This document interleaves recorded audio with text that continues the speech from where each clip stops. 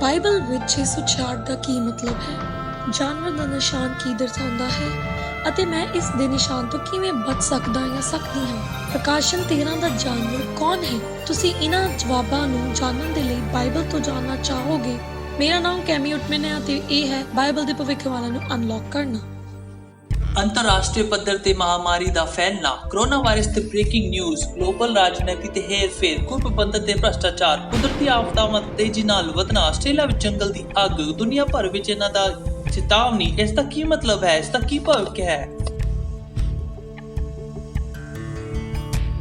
ਅੰਤਰਰਾਸ਼ਟਰੀ ਵਕਤਾ ਕੈਮੀ ਨਿਊਮਨ ਨਾਲ ਜੁੜੀ ਅਨਲੌਕਿੰਗ ਬਾਈਬਲ ਪ੍ਰੋਫੈਸੀਜ਼ ਤੇ ਆਪਣੇ ਸੰਸਾਰ ਭਰ ਦੀ ਯਾਤਰਾਵਾਂ ਦੇ ਦੌਰਾਨ ਜ਼ਿੰਦਗੀ ਦੇ ਸੱਚੇ ਸੰਘਰਸ਼ ਦਾ ਸਾਹਮਣਾ ਕੀਤਾ, ਪਰ ਇਹਨਾਂ ਦੇ ਵਿਚਕਾਰ ਉਮੀਦਾਂ ਦੇ ਚਮਤਕਾਰ ਨੂੰ ਖੋਜਿਆ। ਜੁੜੇ ਅੰਤਰਰਾਸ਼ਟਰੀ ਵਕਤਾ ਕੈਮੀ ਨਿਊਮਨ ਨਾਲ ਅਨਲੌਕਿੰਗ ਬਾਈਬਲ ਪ੍ਰੋਫੈਸੀਜ਼ ਤੇ, ਜਿਸ ਵਿੱਚ ਉਹ ਦੱਸਦੇ ਹਨ ਕਿਸ ਤਰ੍ਹਾਂ ਬਾਈਬਲ ਦੇ ਭਵਿੱਖਬਾਣੀਆਂ ਬੀਤੇ ਸਮੇਂ ਤੋਂ ਛੇਤੀ ਪੂਰੀਆਂ ਹੋ ਰਹੀਆਂ ਹਨ।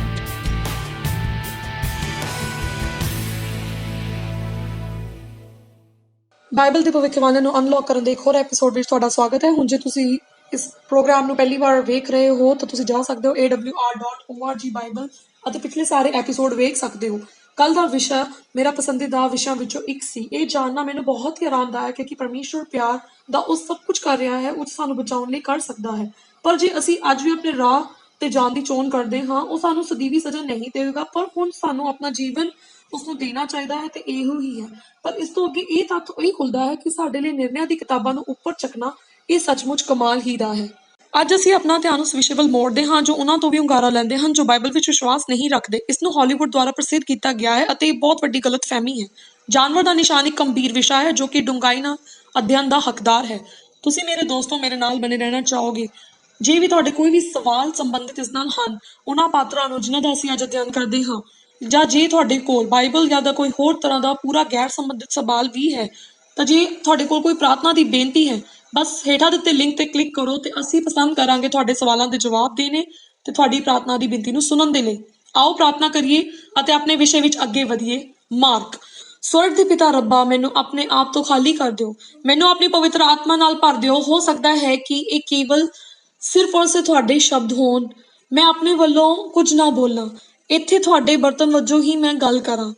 ਅਤੇ ਰੱਬਾ ਸਾਨੂੰ ਸਪਸ਼ਟ ਸਮਝ ਦਿਓ ਇਸ ਵਿਸ਼ੇ ਦਾ ਜੋ ਹੈ ਜਾਨਵਰ ਦਾ ਨਿਸ਼ਾਨ। ਸਾਡੇ ਲਈ ਇਹ ਜਾਣਨਾ ਬਹੁਤ ਮਹੱਤਵਪੂਰਨ ਹੈ ਰੱਬਾ, ਅਤੇ ਤੁਹਾਡੇ ਲਈ ਅਸੀਂ ਆਪਣੇ ਦਿਲ ਖੋਲ੍ਹਦੇ ਹਾਂ। ਇਸ ਲਈ ਅਸੀਂ ਅੱਜ ਤੁਹਾਡੇ ਪਿਆਰ ਨਾਲ ਹੋਰ ਵੀ ਡੂੰਘੇ ਹੋ ਜਾਂਦੇ ਹਾਂ ਇਸ ਗੰਭੀਰ ਸੱਚ ਦੇ ਜਾਣਨ ਦੇ ਲਈ। ਪ੍ਰਭੂ, ਅਸੀਂ ਤੁਹਾਡਾ ਪਿਆਰ ਵੇਖਦੇ ਹਾਂ ਯਿਸੂ ਦੇ ਕੀਮਤੀ ਨਾਮ ਦੇ ਵਿੱਚ, ਆਮੀਨ। ਮੈਂ ਤੁਹਾਨੂੰ ਮਾਈਕਲ ਬਾਰੇ ਦੱਸਣਾ ਚਾਹੁੰਦੀ ਹਾਂ ਜੋ ਰਹਿੰਦਾ ਸੀ ਤਨਜ਼ਾਨੀਆ ਦੇ ਉੱਤਰੀ ਹਿੱਸੇ ਵਿੱਚ। ਉਸਦੀ ਪਤਨੀ ਅਤੇ ਪਰਿਵਾਰ ਸੀ ਅਤੇ ਉਹ ਵੇਚਣ ਲਈ ਸਬਜ਼ੀਆਂ ਉਗਾਉਂਦਾ ਸੀ। ਕਿਸ਼ੋਰ ਅਵਸਥਾ ਵਿੱਚ ਉਹ ਇੱਕ ਈਸਾਈ ਸੀ, ਪਰ ਜਿਵੇਂ ਜਿਵੇਂ ਸਾਲ ਬੀਤਦੇ ਗਏ ਉਹ ਹੌਲੀ ਹੌਲੀ ਪਰਮੇਸ਼ਵਰ ਬਾਰੇ ਭੁੱਲ ਗਿਆ। ਮਾਈਕਲ ਵਸ ਗਿਆ, ਵਿਆਹਿਆ ਹੋਇਆ ਅਤੇ ਸਬਜ਼ੀਆਂ ਵੇਚਣ ਲਈ ਉਗਾਉਣੀਆਂ ਉਸਨੇ ਸ਼ੁਰੂ ਕਰ ਦਿੱਤੀਆਂ। ਉਸਨੂੰ ਆਪਣੇ ਆਲੀਸ਼ਾਨ ਬਾਗ ਉੱਤੇ ਮਾਣ ਸੀ ਅਤੇ ਹਮੇਸ਼ਾ ਉਸਨੂੰ ਸਾਫ਼ ਰੱਖਦਾ ਸੀ। ਫਿਰ ਕੁਝ ਅਜਿਹਾ ਹੋਇਆ ਜੋ ਉਹਨਾਂ ਦੇ ਸ਼ਾਂਤੀਪੂਰਨ ਜੀਵਨ ਦੇ ਵਿੱਚ ਵਿਘਨ ਪਾ ਗਏ। ਖੁਸ਼ ਜੀਵਨ ਅਤੇ ਮਾਈਕਲ ਦੀਆਂ ਫਸਲਾਂ ਨੂੰ ਬਰਬਾਦ ਕਰ ਦਿੱਤਾ ਗਿਆ। ਉਸਨੇ ਜੰਗਲੀ ਸੂਰਾਂ ਨਾਲ ਭਿਆਨਕ ਉਸਨੂੰ ਸਮੱਸਿਆ ਹੋਣ ਲੱਗ ਪਈ।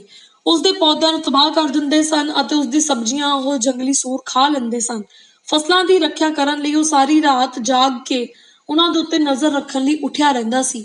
ਇੱਕ ਸ਼ਾਮ ਜਦੋਂ ਉਸਨੇ ਅੱਗ ਬੁਝਾਈ ਅਤੇ ਤਿਆਰ ਕੀਤੀ ਇੱਕ ਹੋਰ ਲੰਬੀ ਰਾਤ ਦੇ ਲਈ, ਮਾਈਕਲ ਨੇ ਆਪਣਾ ਰੇਡੀਓ ਚਾਲੂ ਕੀਤਾ। ਉਸ ਲਈ ਸਟੇਸ਼ਨ ਖੇਡਣਾ ਨਾ ਸੀ, ਪਰ ਇਹ ਸੰਦੇਸ਼ ਅਜੀਬ ਜਾਪ ਰਿਹਾ ਸੀ। ਉਸਨੂੰ ਇੰਨੇ ਸਾਲ ਹੋ ਗਏ ਸਨ ਯਿਸੂ ਬਾਰੇ ਕੁਝ ਵੀ ਸੁਣੇ ਹੋਏ। ਇਹ ਸਭ ਕੁਝ ਬਹੁਤ ਦੂਰ ਦੀ ਇੱਕ ਯਾਦ ਸੀ ਉਸ ਲਈ। ਇਸ ਵਾਰ ਰਾਤ ਹੋਰ ਤੇਜ਼ੀ ਨਾਲੋਂ ਚਲੀ ਗਈ ਅਤੇ ਜਦੋਂ ਸਵੇਰ ਹੋਈ ਰੇਡੀਓ ਅਜੇ ਵੀ ਸਟੇਸ਼ਨ ਵੱਜ ਰਿਹਾ ਸੀ, ਜਿਸਨੂੰ ਬਾਅਦ ਵਿੱਚ ਉਹ ਸਿੱਖਿਆ ਕਿ ਇਹ ਐਡਵੈਂਟਿਸਟ ਵਰਲਡ ਰੇਡੀਓ ਸੀ। ਦੂਜੀ ਰਾਤ ਮਾਈਕਲ ਨੇ ਫਿਰ ਆਪਣਾ ਰੇਡੀਓ AWR ਵੱਲ ਮੋੜ ਦਿੱਤਾ ਅਤੇ ਇਸ ਬਾਰੇ ਉਸਦੇ 5 ਗੁਆਂਢੀਆਂ ਨੂੰ ਵੀ ਉਸਨੇ ਸੱਦਾ ਦਿੱਤਾ ਉਸਦੇ ਨਾਲ ਜੁੜ ਕੇ ਤਾਂ ਜੋ ਉਸਨੂੰ ਸੁਣ ਸਕਣ।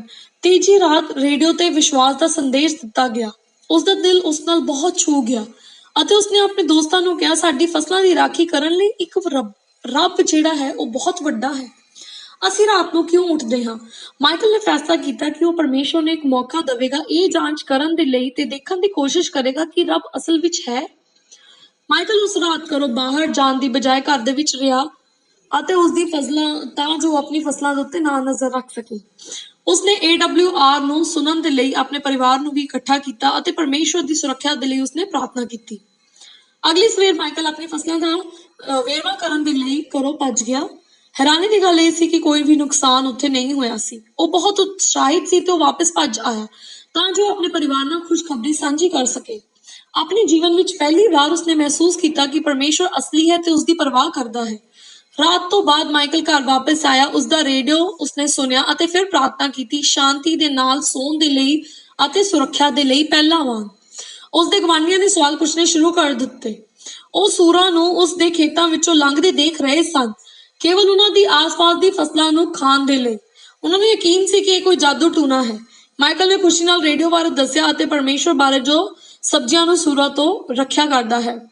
ਉਸਦੇ ਕਈ ਗੁਆਂਢੀਆਂ ਨੇ ਵੀ ਪਰਮੇਸ਼ਵਰ ਦੀ ਜਾਂਚ ਕਰਨ ਦਾ ਫੈਸਲਾ ਕੀਤਾ ਅਤੇ ਘਰ ਦੇ ਵਿੱਚ AWR ਨੂੰ ਸੁਣਨਾ ਸ਼ੁਰੂ ਕੀਤਾ ਤੇ ਬਾਹਰ ਜਾਣ ਦੀ ਬਜਾਏ ਤਾਂ ਜੋ ਉਹ ਰਾਤ ਨੂੰ ਉਸਦੀਆਂ ਫਸਲਾਂ ਦੀ ਰਾਖੀ ਨਾ ਕਰਨ, ਪਰ ਉਹਨਾਂ ਨੇ AWR ਸੁਣਿਆ। ਸੂਰਾਂ ਨੂੰ ਵੀ ਆਪਣੀ ਸਬਜ਼ੀ ਦੀ ਕੋਈ ਪਰਵਾਹ ਨਹੀਂ ਸੀ।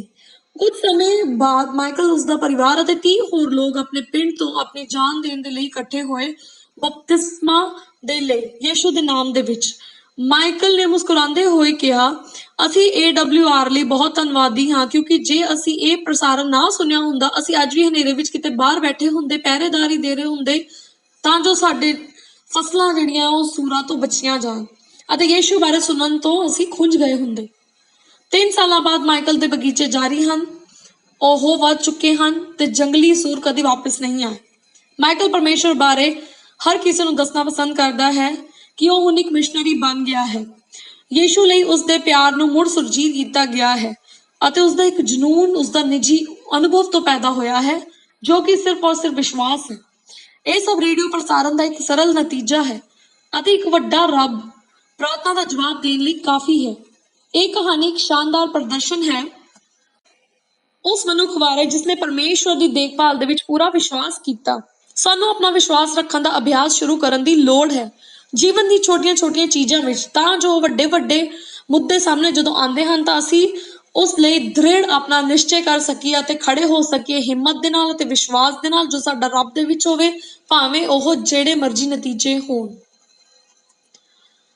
ਸਮੁੱਚੀ ਤਸਵੀਰ ਵਿੱਚ ਪਰਮੇਸ਼ਵਰ ਦੀ ਯੋਜਨਾ ਸਭ ਤੋਂ ਵਧੀਆ ਹੈ ਅਤੇ ਸਾਰੇ ਛੋਟੇ-ਛੋਟੇ ਵੇਰਵਿਆਂ ਦੇ ਵਿੱਚ ਵੀ ਉਸਦਾ ਰਸਤਾ ਸਮਝਦਾ ਹੈ। ਇਹ ਅੰਤਿਮ ਨਿਆਂ ਦੀ ਗੱਲ ਹੈ। ਇਸ ਲਈ ਜਦੋਂ ਅਸੀਂ ਦੇਖਦੇ ਹਾਂ ਕਿ ਇਹ ਸੰਸਾਰ ਕਿਵੇਂ ਖਤਮ ਹੁੰਦਾ ਹੈ, ਅਸੀਂ ਇਸ ਗੱਲ ਤੇ ਭਰੋਸਾ ਰੱਖ ਸਕਦੇ ਹਾਂ ਕਿ ਪਰਮੇਸ਼ਵਰ ਚੀਜ਼ਾਂ ਕਿਵੇਂ ਕਰਦਾ ਹੈ, ਕਿਉਂਕਿ ਉਸਦਾ ਕੰਮ ਕਰਨ ਦਾ ਤਰੀਕਾ ਪਿਆਰ ਵਿੱਚ ਜੜ੍ਹਾਂ ਵਿੱਚ ਹੈ। ਅੱਜ ਰਾਤ ਦਾ ਇਹ ਮੇਰੀ ਇੱਛਾ ਹੈ ਤਾਂ ਜੋ ਤੁਹਾਡੇ ਸਾਹਮਣੇ ਜਦੋਂ ਪਰਮੇਸ਼ਵਰ ਦਾ ਸ਼ਬਦ ਰੱਖਿਆ ਜਾਵੇ, ਮੇਰਾ ਵਿਸ਼ਵਾਸ ਹੈ ਕਿ ਤੁਸੀਂ ਇੱਥੇ ਮੇਰੇ ਨਾਲ ਹੋ, ਕਿਉਂਕਿ ਤੁਸੀਂ ਸੱਚ ਦੀ ਤਲਾਸ਼ ਕਰ ਰਹੇ ਹੋ। ਤੁਹਾਨੂੰ ਆਪਣੇ ਆਪ ਨੂੰ ਇਹ ਫੈਸਲਾ ਕਰਨਾ ਚਾਹੀਦਾ ਹੈ ਕਿ ਸੱਚ ਕੀ ਹੈ ਅਤੇ ਗਲਤ ਕੀ ਹੈ। ਜੇ ਤੁਹਾਨੂੰ ਰੱਬ ਦੇ ਸ਼ਬਦ ਦੇ ਉਲਟ ਕੁਝ ਮਿਲਦਾ ਹੈ ਤਾਂ ਤੁਹਾਨੂੰ ਇਸ ਨੂੰ ਰੱਦ ਕਰਨ ਦੀ ਲੋੜ ਹੈ, ਪਰ ਜੇ ਤੁਸੀਂ ਸੱਚੀ ਸੱਚ ਦੀ ਤਲਾਸ਼ ਕਰਨਾ ਚਾਹੁੰਦੇ ਹੋ, ਜਿੱਥੋਂ ਤੱਕ ਲੁਕਵੇਂ ਖਜ਼ਾਨੇ ਦਾ, ਉਹ ਸੱਚ ਨੂੰ ਸਵੀਕਾਰ ਕਰੋ ਜਿਵੇਂ ਕਿ ਪਵਿੱਤਰ ਆਤਮਾ ਦੁਆਰਾ ਤੁਹਾਨੂੰ ਪ੍ਰਗਟ ਕੀਤਾ ਗਿਆ ਹੈ। ਦੋਸਤੋ, ਇਹ ਤੁਹਾਡੇ ਅਤੇ ਮੇਰੇ ਲਈ ਮਹੱਤਵਪੂਰਨ ਹੈ ਇਹ ਜਾਣਨ ਦੇ ਲਈ ਕੀ ਉਮੀਦ ਰੱਖਣੀ ਹੈ ਤੇ ਕੀ ਬਚਣਾ ਹੈ। ਇਹ ਮਾਇਨੇ ਰੱਖਦਾ ਹੈ ਕਿਉਂਕਿ ਜਦੋਂ ਬਾਈਬਲ ਚੇਤਾਵਨੀ ਦਿੰਦੀ ਹੈ ਕਿ ਕੋਈ ਚੀਜ਼ ਇਹ ਹੋਣ ਵਾਲਾ ਹੈ, ਅਸੀਂ ਵਿਸ਼ਵਾਸ ਕਰਦੇ ਹਾਂ ਕਿ ਇਹ ਹੁੰਦਾ ਹੈ, ਠੀਕ ਉਸੇ ਤਰ੍ਹਾਂ ਜਿਵੇਂ ਇਹ ਕਹਿੰਦਾ ਹੈ ਠੀਕ ਸਮੇਂ ਦੇ ਉੱਤੇ। ਅਸੀਂ ਹੁਣ 9 ਪੇਸ਼ਕਾਰੀਆਂ ਲਈ ਇਕੱਠੇ ਹੋਏ ਰਹੇ ਹਨ। ਪਹਿਲਾਂ ਹੀ ਅਸੀਂ ਦੇਖ ਚੁੱਕੇ ਹਾਂ ਕਿ ਪਰਮੇਸ਼ਵਰ ਅਤੇ ਉਸਦੇ ਵਚਨ ਨੂੰ ਕਿਵੇਂ ਰੱਖਦਾ ਹੈ। ਉਹ ਸਾਨੂੰ ਭਵਿੱਖਬਾਣੀ ਨਾਲ ਸੁਚੇਤ ਕਰਦਾ ਹੈ, ਸਾਨੂੰ ਅਦਰੰਗ ਨਾ ਕਰਨ ਦੇ ਲਈ, ਡਰ ਦੇ ਨਾਲ ਨਹੀਂ ਪਰ ਗਿਆਨ ਨਾਲ, ਜਿਸ ਆਪਣੇ ਪਿਆਰ ਦੇ ਨਾਲ, ਜਿਸ ਦੇ ਸਿੱਟੇ ਵਜੋਂ ਸਾਨੂੰ ਹਿੰਮਤ ਆਉਂਦੀ ਹੈ। ਪਰਮੇਸ਼ਵਰ ਦਾ ਸੱਚ ਕਿਸੇ ਨੂੰ ਸ਼ਰਮਿੰਦਾ ਕਰਨ ਲਈ ਨਹੀਂ ਭੇਜਿਆ ਜਾਂਦਾ, ਇਹ ਹਮੇਸ਼ਾ ਗਿਆਨ ਦੇ ਲਈ ਭੇਜਿਆ ਜਾਂਦਾ ਹੈ। ਮੇਰਾ ਧਿਆਨ ਤੁਹਾਨੂੰ ਡਰਾਉਣ ਲਈ ਨਹੀਂ ਹੈ, ਪਰ ਸਗੋਂ ਤੁਹਾਨੂੰ ਵਫਾਦਾਰ ਬਣਾਉਣ ਦੇ ਲਈ ਹੈ। ਸੱਚੇ ਮਸੀਹ ਕਦੇ ਵੀ ਲੋਕਾਂ ਨੂੰ ਵਿਰੋਧੀ ਨਹੀਂ ਬਣਾਉਂਦੇ, ਪਰ ਇਹ ਉਹਨਾਂ ਦੀ ਝੂਠੀਆਂ ਪ੍ਰਣਾਲੀਆਂ ਦੇ ਵਿਰੁੱਧ ਹੋਣੇ ਚਾਹੀਦੇ ਹਨ ਜੋ ਲੋਕਾਂ ਨੂੰ ਗੁਲਾਮ ਬਣਾਉਂਦੇ ਹਨ।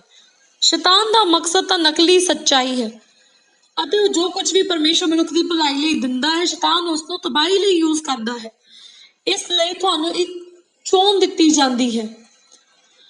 ਜਦੋਂ ਅਸੀਂ ਪ੍ਰਕਾਸ਼ਨ 1:3 ਪੜ੍ਹਦੇ ਹਾਂ, ਧੰਨ ਹੈ ਉਹ ਕਿਤਾਬ ਜਿਹੜਾ ਪੜ੍ਹਦਾ ਹੈ, ਇਹ ਭਵਿੱਖਬਾਣੀ ਸੁਣਾਈ ਜਾਂਦੀ ਹੈ ਅਤੇ ਉਹ ਚੀਜ਼ਾਂ ਸਿਖਲਾਈਆਂ ਜਾਂਦੀਆਂ ਹਨ, ਕਿਉਂਕਿ ਸਮਾਂ ਆ ਗਿਆ ਹੈ। ਕੀ ਤੁਸੀਂ ਮਨੁੱਖਾਂ ਦੀ ਪ੍ਰਸਿੱਧ ਪਰੰਪਰਾਵਾਂ ਤੇ ਭਰੋਸਾ ਰੱਖੋਗੇ ਜਾਂ ਤੁਸੀਂ ਪਰਮੇਸ਼ਵਰ ਦੇ ਅੰਤਿਮ ਵਚਨ ਤੇ ਭਰੋਸਾ ਰੱਖੋਗੇ?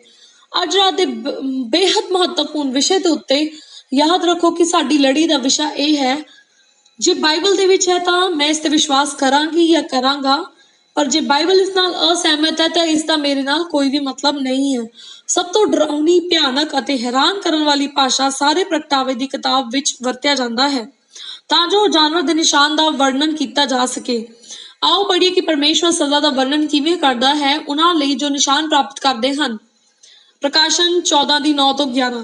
ਫਿਰ ਤੀਜਾ ਦੂਤ ਉਹਨਾਂ ਦੇ ਪਿੱਛੇ ਪਿੱਛੇ ਚੱਲ ਰਿਹਾ ਸੀ, ਉੱਚੀ ਆਵਾਜ਼ ਵਿੱਚ ਕਹਿ ਰਿਹਾ ਸੀ, ਜੇ ਕੋਈ ਜਾਨਵਰ ਦੀ ਪੂਜਾ ਕਰਦਾ ਹੈ ਅਤੇ ਉਸਦੇ ਅਕਸ ਜਾਂ ਉਸਦੇ ਮੱਥੇ ਦੇ ਉੱਤੇ ਉਸਦਾ ਨਿਸ਼ਾਨ ਮਿਲਦਾ ਹੈ ਜਾਂ ਉਸਦੇ ਹੱਥ ਤੇ, ਉਹ ਆਪ ਵੀ ਪੀ ਲੇਗਾ ਪਰਮੇਸ਼ਵਰ ਦੇ ਕ੍ਰੋਧ ਨੂੰ ਜੋ ਪੂਰੀ ਤਾਕਤ ਨਾਲ ਭਰ ਜਾਂਦਾ ਹੈ ਅਤੇ ਉਸਦੇ ਗੁੱਸੇ ਦੇ ਕੱਪ ਦੇ ਵਿੱਚੋਂ ਉਸ ਨੂੰ ਅੱਗ ਅਤੇ ਪੱਥਰ ਨਾਲ ਤਸੀਹੇ ਦਿੱਤੇ ਜਾਂਦੇ ਹਨ, ਪਵਿੱਤਰ ਦੇਵਤਿਆਂ ਦੀ ਮੌਜੂਦਗੀ ਦੇ ਵਿੱਚ ਅਤੇ ਮੇਮਨੇ ਦੀ ਮੌਜੂਦਗੀ ਦੇ ਵਿੱਚ, ਅਤੇ ਉਹਨਾਂ ਦੇ ਤਸੀਹਿਆਂ ਦਾ ਧੂੰਆਂ ਹਮੇਸ਼ਾ ਲਈ ਚੜ੍ਹਦਾ ਹੈ ਅਤੇ ਕਦੇ ਵੀ, ਅਤੇ ਉਹਨਾਂ ਕੋਲ ਦਿਨ ਜਾਂ ਰਾਤ ਨੂੰ ਕੋਈ ਆਰਾਮ ਨਹੀਂ ਜੋ ਜਾਨਵਰ ਅਤੇ ਉਸਦੇ ਅਕਸ ਦੀ ਪੂਜਾ ਕਰਦੇ ਹਨ ਅਤੇ ਜਿਸ ਨੂੰ ਉਸਦੇ ਨਾਂ ਦਾ ਨਿਸ਼ਾਨ ਮਿਲਦਾ ਹੈ। ਅਸੀਂ ਛੇਤੀ ਹੀ ਵਿਸ਼ੇਸ਼ਤਾਵਾਂ ਵੀ ਉਸਦੀਆਂ ਜਾਣਾਂਗੇ। ਜਿਸ ਨੂੰ ਜਾਨਵਰ ਦਾ ਨਿਸ਼ਾਨ ਮਿਲਦਾ ਹੈ ਉਹ ਹਮੇਸ਼ਾ ਲਈ ਗਵਾਚ ਜਾਂਦਾ ਹੈ।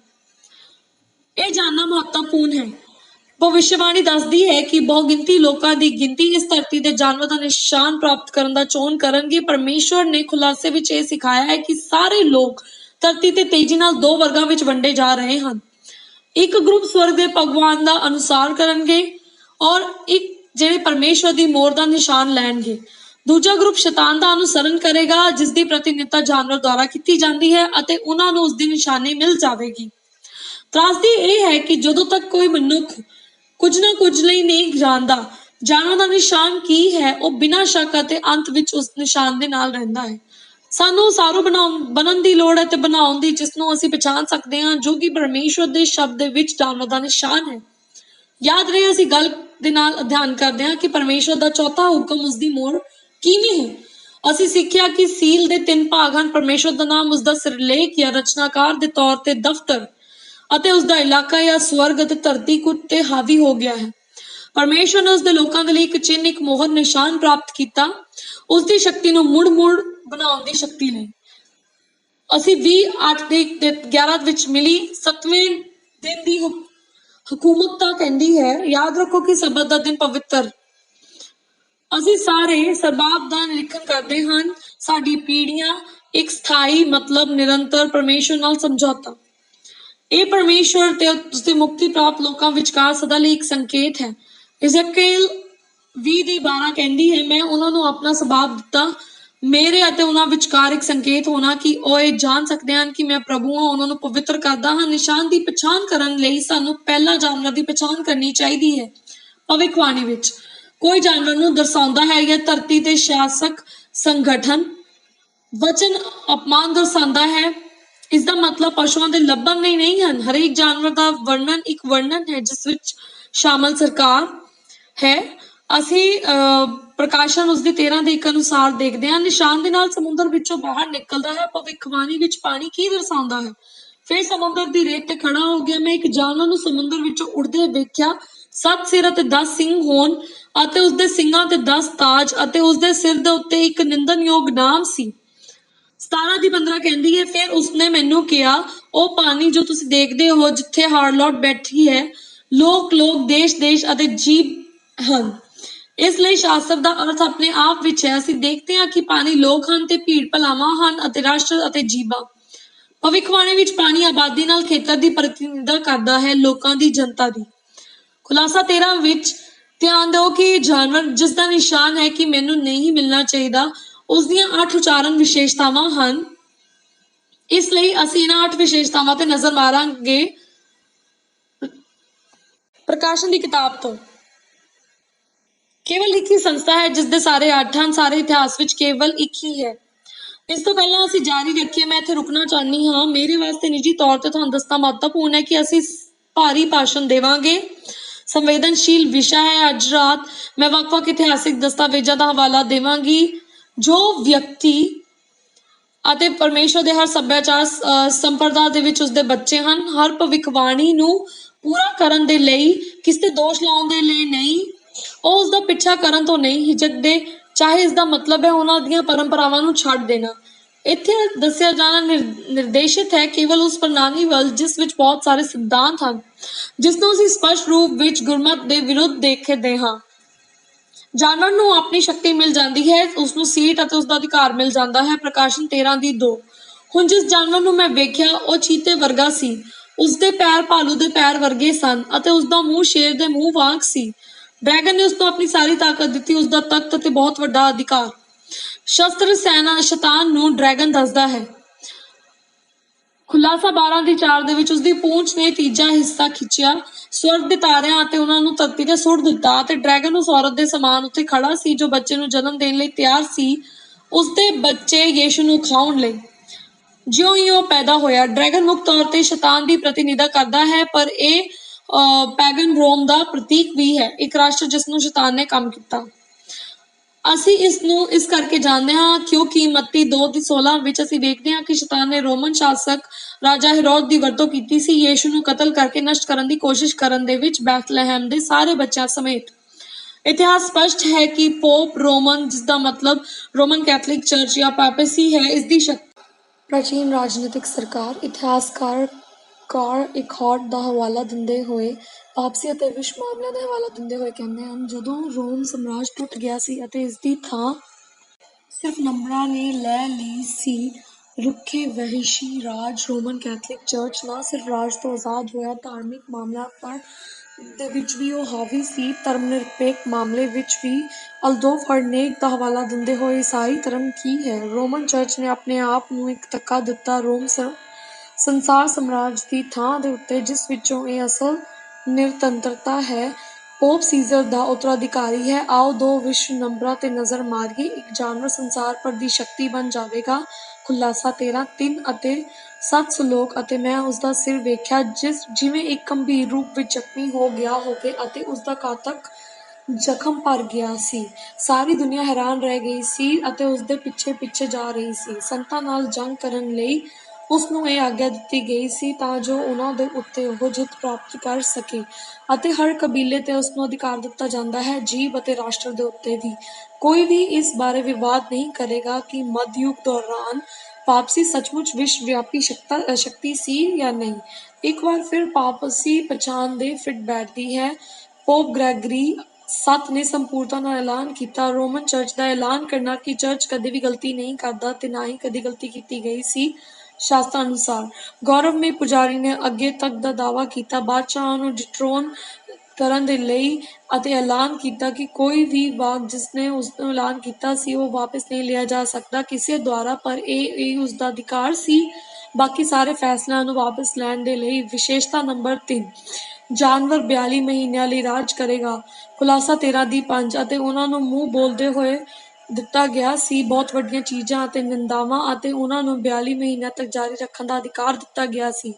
ਪਾਪਸੀ ਦੇ ਰਾਜ ਸਰਕਾਰ ਦੇ ਦੌਰਾਨ ਇਹ ਸਮਾਂ ਬਾਰ-ਬਾਰ ਹਵਾਲਾ ਦਿੰਦਾ ਹੈ 1260 ਦਿਨਾਂ ਦੀ ਭਵਿੱਖਬਾਣੀ ਦੇ ਵਿੱਚ। ਜਦੋਂ ਅਸੀਂ ਕਹਿੰਦੇ ਹਾਂ 42 ਮਹੀਨੇ ਤਾਂ ਇਹੋ ਗੱਲ ਹੁੰਦੀ ਹੈ ਕਿ ਅਸੀਂ 3.5 ਸਾਲਾਂ ਤੱਕ ਕਹਿੰਦੇ ਹਾਂ। ਇਹ ਸਾਰੇ 1260 36 ਸਾਲਾਂ ਦੀ ਬਰਾਬਰ ਰਕਮ ਦੇ ਬਰਾਬਰ ਹਨ।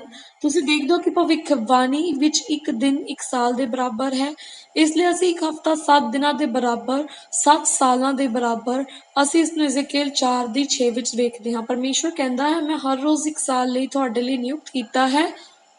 ਗਿਣਤੀ 14:13 ਦਿਨਾਂ ਦੀ ਗਿਣਤੀ ਤੋਂ ਬਾਅਦ, ਜਿਸ ਵਿੱਚ ਤੁਸੀਂ 40 ਦਿਨਾਂ ਤੱਕ ਜ਼ਮੀਨ ਦੀ ਤਲਾਸ਼ੀ ਲਈ ਗਏ, ਹਰ ਰੋਜ਼ ਇੱਕ ਸਾਲ ਲਈ ਤੁਹਾਨੂੰ ਆਪਣੀਆਂ ਨਾਬਰਾਬਰੀਆਂ ਨੂੰ ਸਹਿਣਯੋਗ ਕਰੋਗੇ। 40ਵੇਂ ਸਾਲ ਵਿੱਚ ਇਤਿਹਾਸ ਦਰਸਾਉਂਦਾ ਹੈ ਕਿ ਪਾਪਸੀ ਨੇ ਸੰਤਾਂ ਨੂੰ ਤਸੀਹੇ ਦਿੱਤੇ 1260 ਸਾਲਾਂ ਦੇ ਲਈ।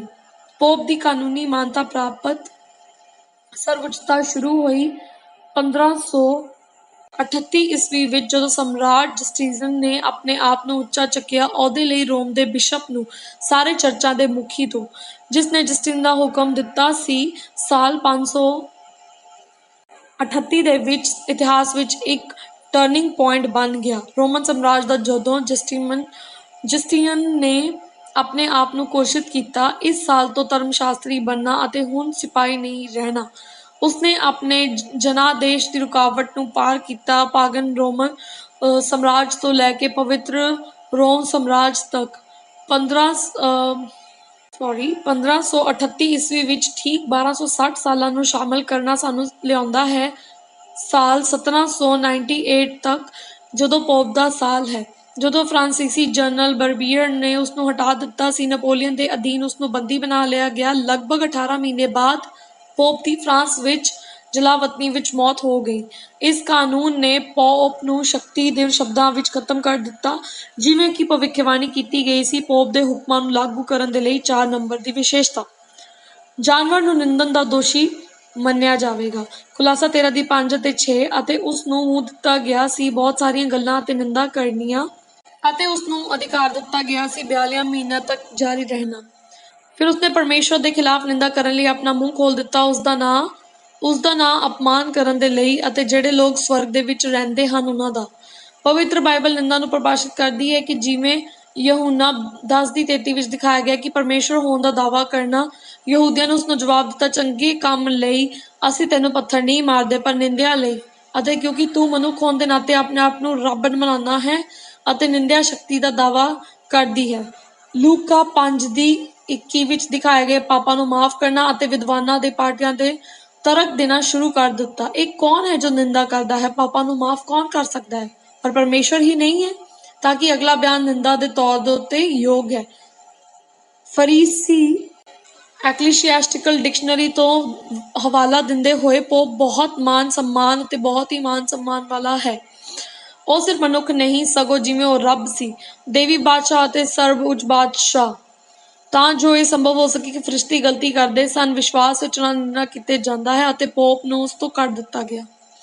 ਕ੍ਰਿਸਟੋਫਰ ਮਾਰਸੇਲਸ ਦੇ ਹਵਾਲੇ ਨਾਲ 5ਵੀਂ ਲੈਟਿਨ ਕੌਂਸਲ ਵਿੱਚ ਓਰੀਟੇਸ਼ਨ, ਤੂੰ ਧਰਤੀ ਤੇ ਇੱਕ ਹੋਰ ਰੱਬ ਦਾ ਕਲਾ ਕਰੋ, ਕੈਥੋਲਿਕ ਨੈਸ਼ਨਲ ਦਾ ਹਵਾਲਾ ਦਿੰਦੇ ਹੋਏ, ਪੋਪ ਨਾ ਸਿਰਫ ਪ੍ਰਤੀਨਿਧੀ ਹਨ ਯਿਸੂ ਮਸੀਹ ਦਾ, ਪਰ ਉਹ ਯਿਸੂ ਮਸੀਹ ਹੈ, ਆਪ ਮਾਸ ਦੇ ਪਰਦੇ ਹੇਠ ਲੁਕਿਆ ਹੋਇਆ। ਦੂਜਾ ਥੈਸਲੋਨੀਕੋ 2 ਦੀ 3 ਤੇ 4, ਕਿਸੇ ਨੂੰ ਵੀ ਧੋਖਾ ਨਹੀਂ ਦੇਣਾ ਚਾਹੀਦਾ, ਉਸ ਦਿਨ ਲਈ ਜਦ ਤੱਕ ਨਹੀਂ ਆਵੇਗਾ। ਡਿੱਗ ਪੈਣਾ ਪਹਿਲਾਂ ਆਉਂਦਾ ਹੈ, ਅਤੇ ਪਾਪ ਦਾ ਬੰਦਾ, ਪਰਾਪਰੇ ਦਾ ਪੁੱਤਰ, ਜੋ ਇਸ ਸਭ ਤੋਂ ਉੱਪਰ ਆਪਣੇ ਆਪ ਨੂੰ ਵਿਰੋਧ ਕਰਦਾ ਹੈ ਅਤੇ ਉਸਦਾ ਉੱਚਾ ਕਰਦਾ ਹੈ। ਰੱਬ ਇਹ ਕਹਿੰਦਾ ਹੈ ਕਿ ਉਸਦੀ ਪੂਜਾ ਕੀਤੀ ਜਾਂਦੀ ਹੈ ਅਤੇ ਉਹ ਪਰਮੇਸ਼ਵਰ ਦੇ ਮੰਦਰ ਵਿੱਚ ਪਰਮੇਸ਼ਵਰ ਦੇ ਰੂਪ ਵਿੱਚ ਬੈਠਦਾ ਹੈ। ਉਹ ਆਪਣੇ ਆਪ ਨੂੰ ਇਹ ਦਿਖਾਉਂਦਾ ਹੈ ਕਿ ਉਹ ਪਰਮੇਸ਼ਵਰ ਹੈ। ਆਓ ਕੈਟਿਜ਼ਮ ਤੋਂ ਹਵਾਲਾ ਦਿੰਦੇ ਹਾਂ, ਕੈਥੋਲਿਕ ਧਰਮ ਦਾ, ਨਿਊਯਾਰਕ 1929 ਦੇ ਵਿੱਚ। ਪ੍ਰਸ਼ਨ, ਕੀ ਪੁਜਾਰੀ ਸੱਚਮੁੱਚ ਹੀ ਪਾਪਾਂ ਨੂੰ ਮਾਫ਼ ਕਰ ਦਿੰਦੇ ਹਨ ਜਾਂ ਸਿਰਫ ਘੋਸ਼ਣਾ ਕਰਦੇ ਹਨ ਕਿ ਉਹਨਾਂ ਨੂੰ ਮਾਫ਼ ਕਰ ਦਿੱਤਾ ਗਿਆ ਹੈ? ਉੱਤਰ, ਪੁਜਾਰੀ ਸੱਚਮੁੱਚ ਮਾਫ਼ ਕਰ ਦਿੰਦੇ ਹਨ। ਉਹ ਛੁਪੇ ਹੋਏ ਪਾਪਾਂ ਨੂੰ ਯਿਸੂ ਨੇ ਉਹਨਾਂ ਨੂੰ ਇਹ ਸ਼ਕਤੀ ਦਿੱਤੀ ਹੈ। ਸੇਂਟ ਐਲਫੋਸਸ ਲਿਗਿਊਰੀ ਦਾ ਹਵਾਲਾ ਦਿੰਦੇ ਹੋਏ, ਪੁਜਾਰੀ ਦੇ ਮਾਣ ਅਤੇ ਕਰਤੱਵ। ਪੁਜਾਰੀ ਕੋਲ ਚਾਬੀਆਂ ਦੀ ਸ਼ਕਤੀ ਹੁੰਦੀ ਹੈ, ਜਾਂ ਨਰਕ ਤੋਂ ਪਾਪੀਆਂ ਨੂੰ ਪਹੁੰਚਾਉਣ ਦੀ ਸ਼ਕਤੀ, ਉਹਨਾਂ ਨੂੰ ਸਵਰਗ ਦੇ ਯੋਗ ਬਣਾਉਣ ਲਈ, ਅਤੇ ਪਰਮੇਸ਼ਵਰ ਖੁਦ ਪੁਜਾਰੀਆਂ ਦੇ ਫੈਸਲੇ ਦੀ ਪਾਲਣਾ ਕਰਨ ਲਈ ਮਜਬੂਰ ਹੈ। ਪੁਜਾਰੀ ਇੱਕ ਨਿਸ਼ਚਿਤ ਰੂਪ ਦੇ ਵਿੱਚ ਉਸਦੇ ਰਚਨਾਕਾਰ ਨੂੰ, ਤੇ ਉਸਨੂੰ ਰਚਨਾਕਾਰ ਵੀ ਕਿਹਾ ਜਾਵੇ, ਪਾਦਰੀ ਨੂੰ ਦਿੰਦੇ। ਸੇਂਟ ਲਾਰੈਂਸ ਜਸਟੀਨੀਅਨ ਕਹਿੰਦਾ ਹੈ, ਕਿਸੇ ਹੋਰ ਮਸੀਹ ਦੇ ਰੂਪ ਵਿੱਚ ਉਹਨਾਂ ਦੇ ਕੋਲ ਪਹੁੰਚ ਕੇ 5ਵੇਂ ਨੰਬਰ ਤੇ ਜਾਨੋ ਨੇ ਘਾਤਕ ਜ਼ਖਮ ਮਿਲੇਗਾ ਜੋ ਠੀਕ ਹੋ ਜਾਵੇਗਾ। ਫਿਰ ਸਾਰਾ ਸੰਸਾਰ ਉਸਦੇ ਪਿੱਛੇ ਚੱਲ ਰਿਹਾ ਸੀ। 13 ਦੀ 3 ਪ੍ਰਕਾਸ਼ਨ ਦੇ ਵਿੱਚ ਲਿਖਿਆ, ਅਤੇ ਮੈਂ ਉਸਦਾ ਸਿਰ ਦੇਖਿਆ ਜਿਵੇਂ ਇੱਕ ਜ਼ਖਮੀ ਹੋ ਕੇ ਮੌਤ ਦੇ ਮਾਰੇ ਗਏ ਸਨ, ਤੇ ਉਸਦਾ ਘਾਤਕ ਜ਼ਖਮ ਠੀਕ ਹੋ ਗਿਆ ਹੋਵੇ। ਤੇ ਸਾਰੀ ਦੁਨੀਆ ਜਾਨਵਰ ਤੋਂ ਬਾਅਦ ਹੈਰਾਨ ਸੀ। ਹੈਰਾਨੀ ਵਾਲੀ ਗੱਲ ਇਹ ਹੈ ਕਿ ਉਹਦੇ ਨਾਲ ਉਸਦਾ ਕੀ ਸੀ। ਉਹ ਸਰੀਰਕ ਤੌਰ ਤੇ ਪੈਦਲ ਨਹੀਂ ਚੱਲਦੇ ਜਾਂ ਜਾਨਵਰ ਤੋਂ ਪਿੱਛੋਂ ਨਹੀਂ ਭਟਕਦੇ। ਇਹ ਇੱਕ ਬੌਧਿਕ ਪ੍ਰਕਾਰ ਰਾਜ ਹੈ। ਉਹ ਜਾਨਵਰ ਦੇ ਬਾਅਦ ਹੈਰਾਨ ਸਨ, ਤਾਂ ਜੋ ਉਸਦੀ ਮਾਨਸਿਕਤਾ ਵੀ ਜਾਨਵਰ ਵਰਗੀ ਹੋ ਗਈ ਸੀ। ਉਹ ਜਾਨਵਰ ਦੀ ਸ਼ਕਤੀ ਨਾਲ ਇਕਜੁੱਟ ਹੋਣ ਦੀ ਚੋਣ ਕਰਦੇ ਹਨ। ਪਾਪਸੀ ਨੂੰ ਆਪਣੇ ਆਪ ਨੂੰ ਮਿਟਾਇਆ ਗਿਆ ਤਾਂ ਜੋ ਮੌਤ ਦਾ ਝਟਕਾ ਜਾਪਦਾ ਸੀ। ਜਦੋਂ 1798 ਵਿੱਚ ਬਰਥੀਅਰ ਨੇ ਪੋਪ ਨੂੰ ਬੰਦੀ ਬਣਾ ਲਿਆ ਅਤੇ ਉਹ ਜਲਾਵਤਨੀ ਵਿੱਚ ਮਰ ਗਿਆ, ਯੂਰਪ ਦੇ ਅੱਧੇ ਲੋਕਾਂ ਨੇ ਸੋਚਿਆ ਕਿ ਪਾਪਸੀ ਇਸ ਘਟਨਾ ਨਾਲ ਸਮਾਪਤ ਹੋ ਗਈ ਹੈ। ਜਦ ਤੱਕ ਕਿ ਸਾਰੀ ਦੁਨੀਆ ਦੀ ਅਗਵਾਈ ਨਹੀਂ ਕਰਦੀ, ਉਦੋਂ ਤੱਕ ਪਾਪਸੀ ਦਾ ਪ੍ਰਭਾਵ ਵਿਕਸਿਤ ਨਹੀਂ ਹੋ ਸਕੇਗਾ। ਪੋਪ ਫ੍ਰਾਂਸਿਸ ਨੇ ਇੱਕ ਤੀਬਰ ਇੱਛਾ ਜ਼ਾਹਰ ਕੀਤੀ ਇਸ ਘਟਨਾ ਦੇ ਸਮਾਪਨ ਦੇ ਨਾਲ ਪੂਰਬੀ ਆਰਥੋਡਾਕਸ ਐਂਗਲੀਕਨ ਨਾਲ ਏਕਤਾ ਕੀਤੀ ਅਤੇ ਹੋਰ ਵੀ ਕਈ ਵੱਡੇ ਪ੍ਰੋਟੈਸਟੈਂਟ ਧਰਮਾਂ ਦੇ ਨਾਲ। ਉਸਨੇ ਇਹ ਪਹਿਲੇ ਦੀ ਸ਼ੁਰੂਆਤ ਯਾਦਗਾਰੀ ਲਾਈਵ ਵੀਡੀਓ ਨਾਲ ਕੀਤੀ। ਕੈਨੇਥ ਕੋਪਲੈਂਡ ਅਤੇ ਉਸਦੀ ਸੰਗਤ ਨਾਲ ਗੱਲਬਾਤ ਕਰਕੇ ਕੈਥੋਲਿਕ ਅਤੇ ਕ੍ਰਿਸ਼ਮਈ ਨਵੀਕਰਨ ਚਰਚ ਦੀ ਆਸ ਹੈ। ਐਂਗਲੀਕਨ ਐਪਿਸਕੋਪਲ ਬਿਸ਼ਪ ਟੋਨੀ ਪਾਲਸਰ ਨੇ ਕਿਹਾ, ਮੇਰੀ ਪਤਨੀ ਨੇ ਵੇਖਿਆ ਕਿ ਉਹ ਕੈਥਲਿਕ ਹੋ ਸਕਦੀ ਹੈ ਅਤੇ ਕ੍ਰਿਸ਼ਮੇ ਵਾਲਾ ਅਤੇ ਇੱਕ ਇਵੀਜ਼ੈਂਟ ਅਤੇ ਪੈਂਟੀਕੋਸਟਲ ਅਤੇ ਉਹ ਕੈਥਲਿਕ ਚਰਚ ਵਿੱਚ ਬਿਲਕੁਲ ਸਵੀਕਾਰ ਕੀਤਾ ਗਿਆ ਸੀ। ਭੀੜ ਨੇ ਬਹੁਤ ਹੀ ਜ਼ਿਆਦਾ ਖੁਸ਼ੀ ਮਨਾਈ। ਕੈਥਲਿਕਵਾਦ ਅਤੇ ਪ੍ਰੋਟੈਸਟੈਂਟਿਜ਼ਮ ਵਿਚਕਾਰ ਝਗੜਾ ਤੇਜ਼ੀ ਨਾਲ ਬੰਦ ਹੋ ਰਿਹਾ ਹੈ।